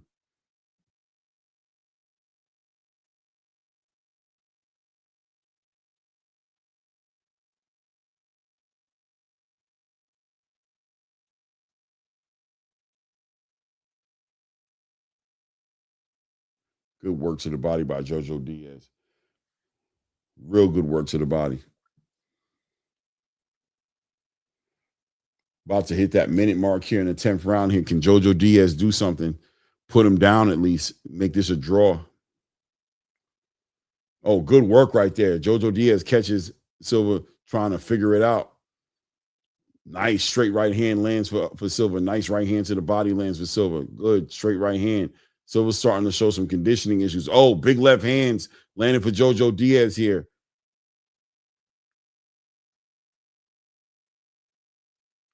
Looks like Ashton Silva might be gassed out a little bit right now. JoJo Diaz is turning it up right now, smelling blood in the water, being real active. 20 seconds left here in the round right now. Silva trying to get on his bicycle.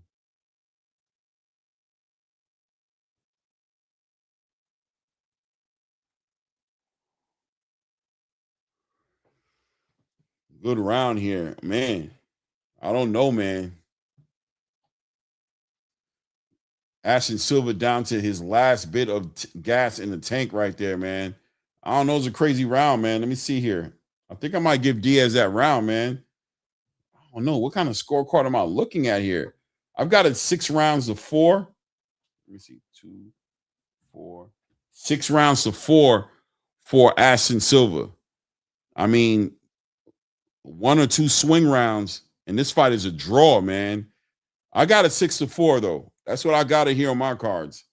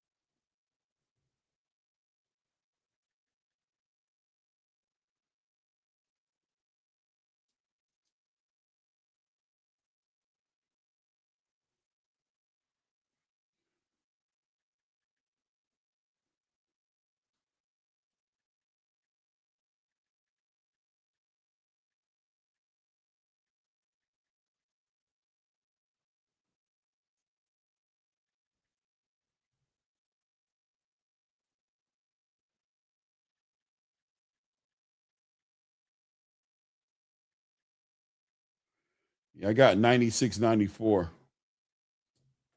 96-94 is my scorecards. Let's see what they're doing. Blair Cobb's here.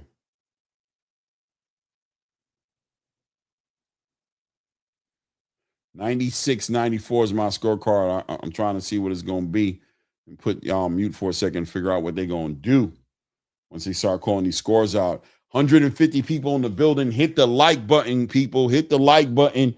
Thumbs up for the watch party, man. Subscribe to the channel if you haven't done so.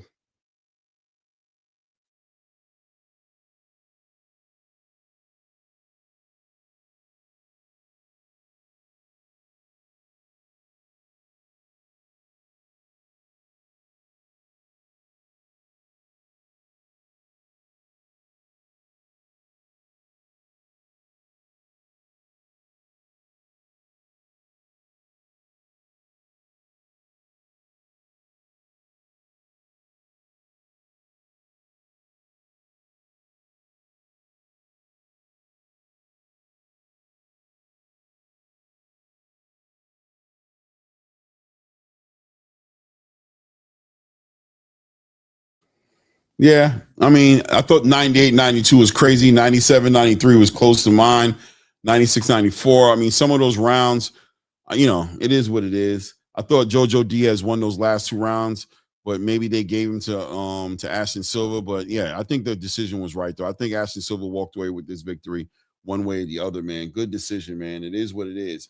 But H20 has a lot to work on, man. I just feel like, you know, he didn't show nothing special. You know what I mean? I mean, he had some movement, but really was on his bicycle for, you know, lion's share of this fight. Once JoJo Diaz was able to cross that void and really touch that body and work with him, Silva had a moment. I think it was in there. I feel like they gave him a 9-8. I feel like they gave him a 10-8 round for one of those rounds. I think it was like round 7. He really started to let his hands go and really turned up, but looks like he gassed himself out in that round and wasn't able. That's why I gave you know, JoJo Diaz those last 2 rounds.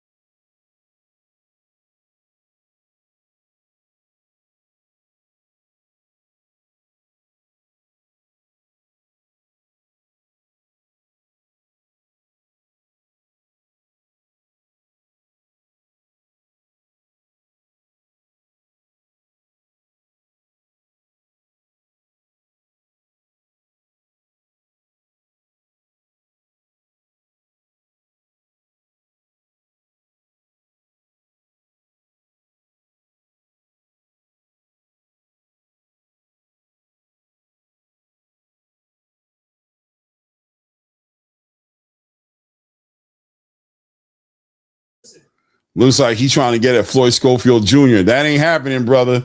I don't know that. Oh, maybe Lucas Body. Maybe Lucas Body's the guy who he wants, the guy who knocked him out.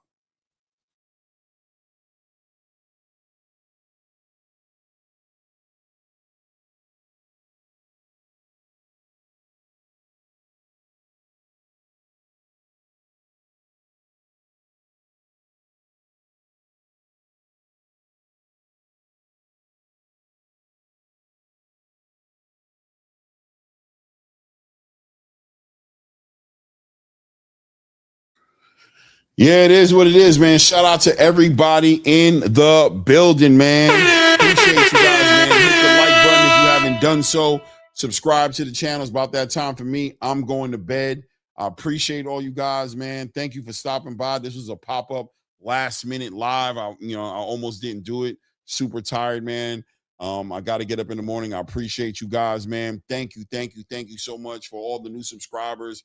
Listen, man, I'm not sure if we're going up tomorrow because I don't know if there's any real fights coming up. I know tomorrow night we got Oscar Callazo, but he had a canceled opponent. So, and I'm really not interested in that undercard. I don't know. The Golden Boy cards have been kind of, lately, just a little bit, but I wanted to call that Oscar Calloso fight. I might call it anyway if I'm feeling it, but I might also catch up on my sleep. Worst case scenario, on Sunday we will be recapping this card as well as the card tomorrow, because I'll be watching it. I just don't know if I'm going to call it all the way. Depends on how I'm feeling. I appreciate you guys. Thank you for stopping in the building, man. It's your boy Clay. This is the Read the Ring. It's that Ring Report, man. That ATP Combat Media Show, all the above, man. And at this point, until the next one, we out.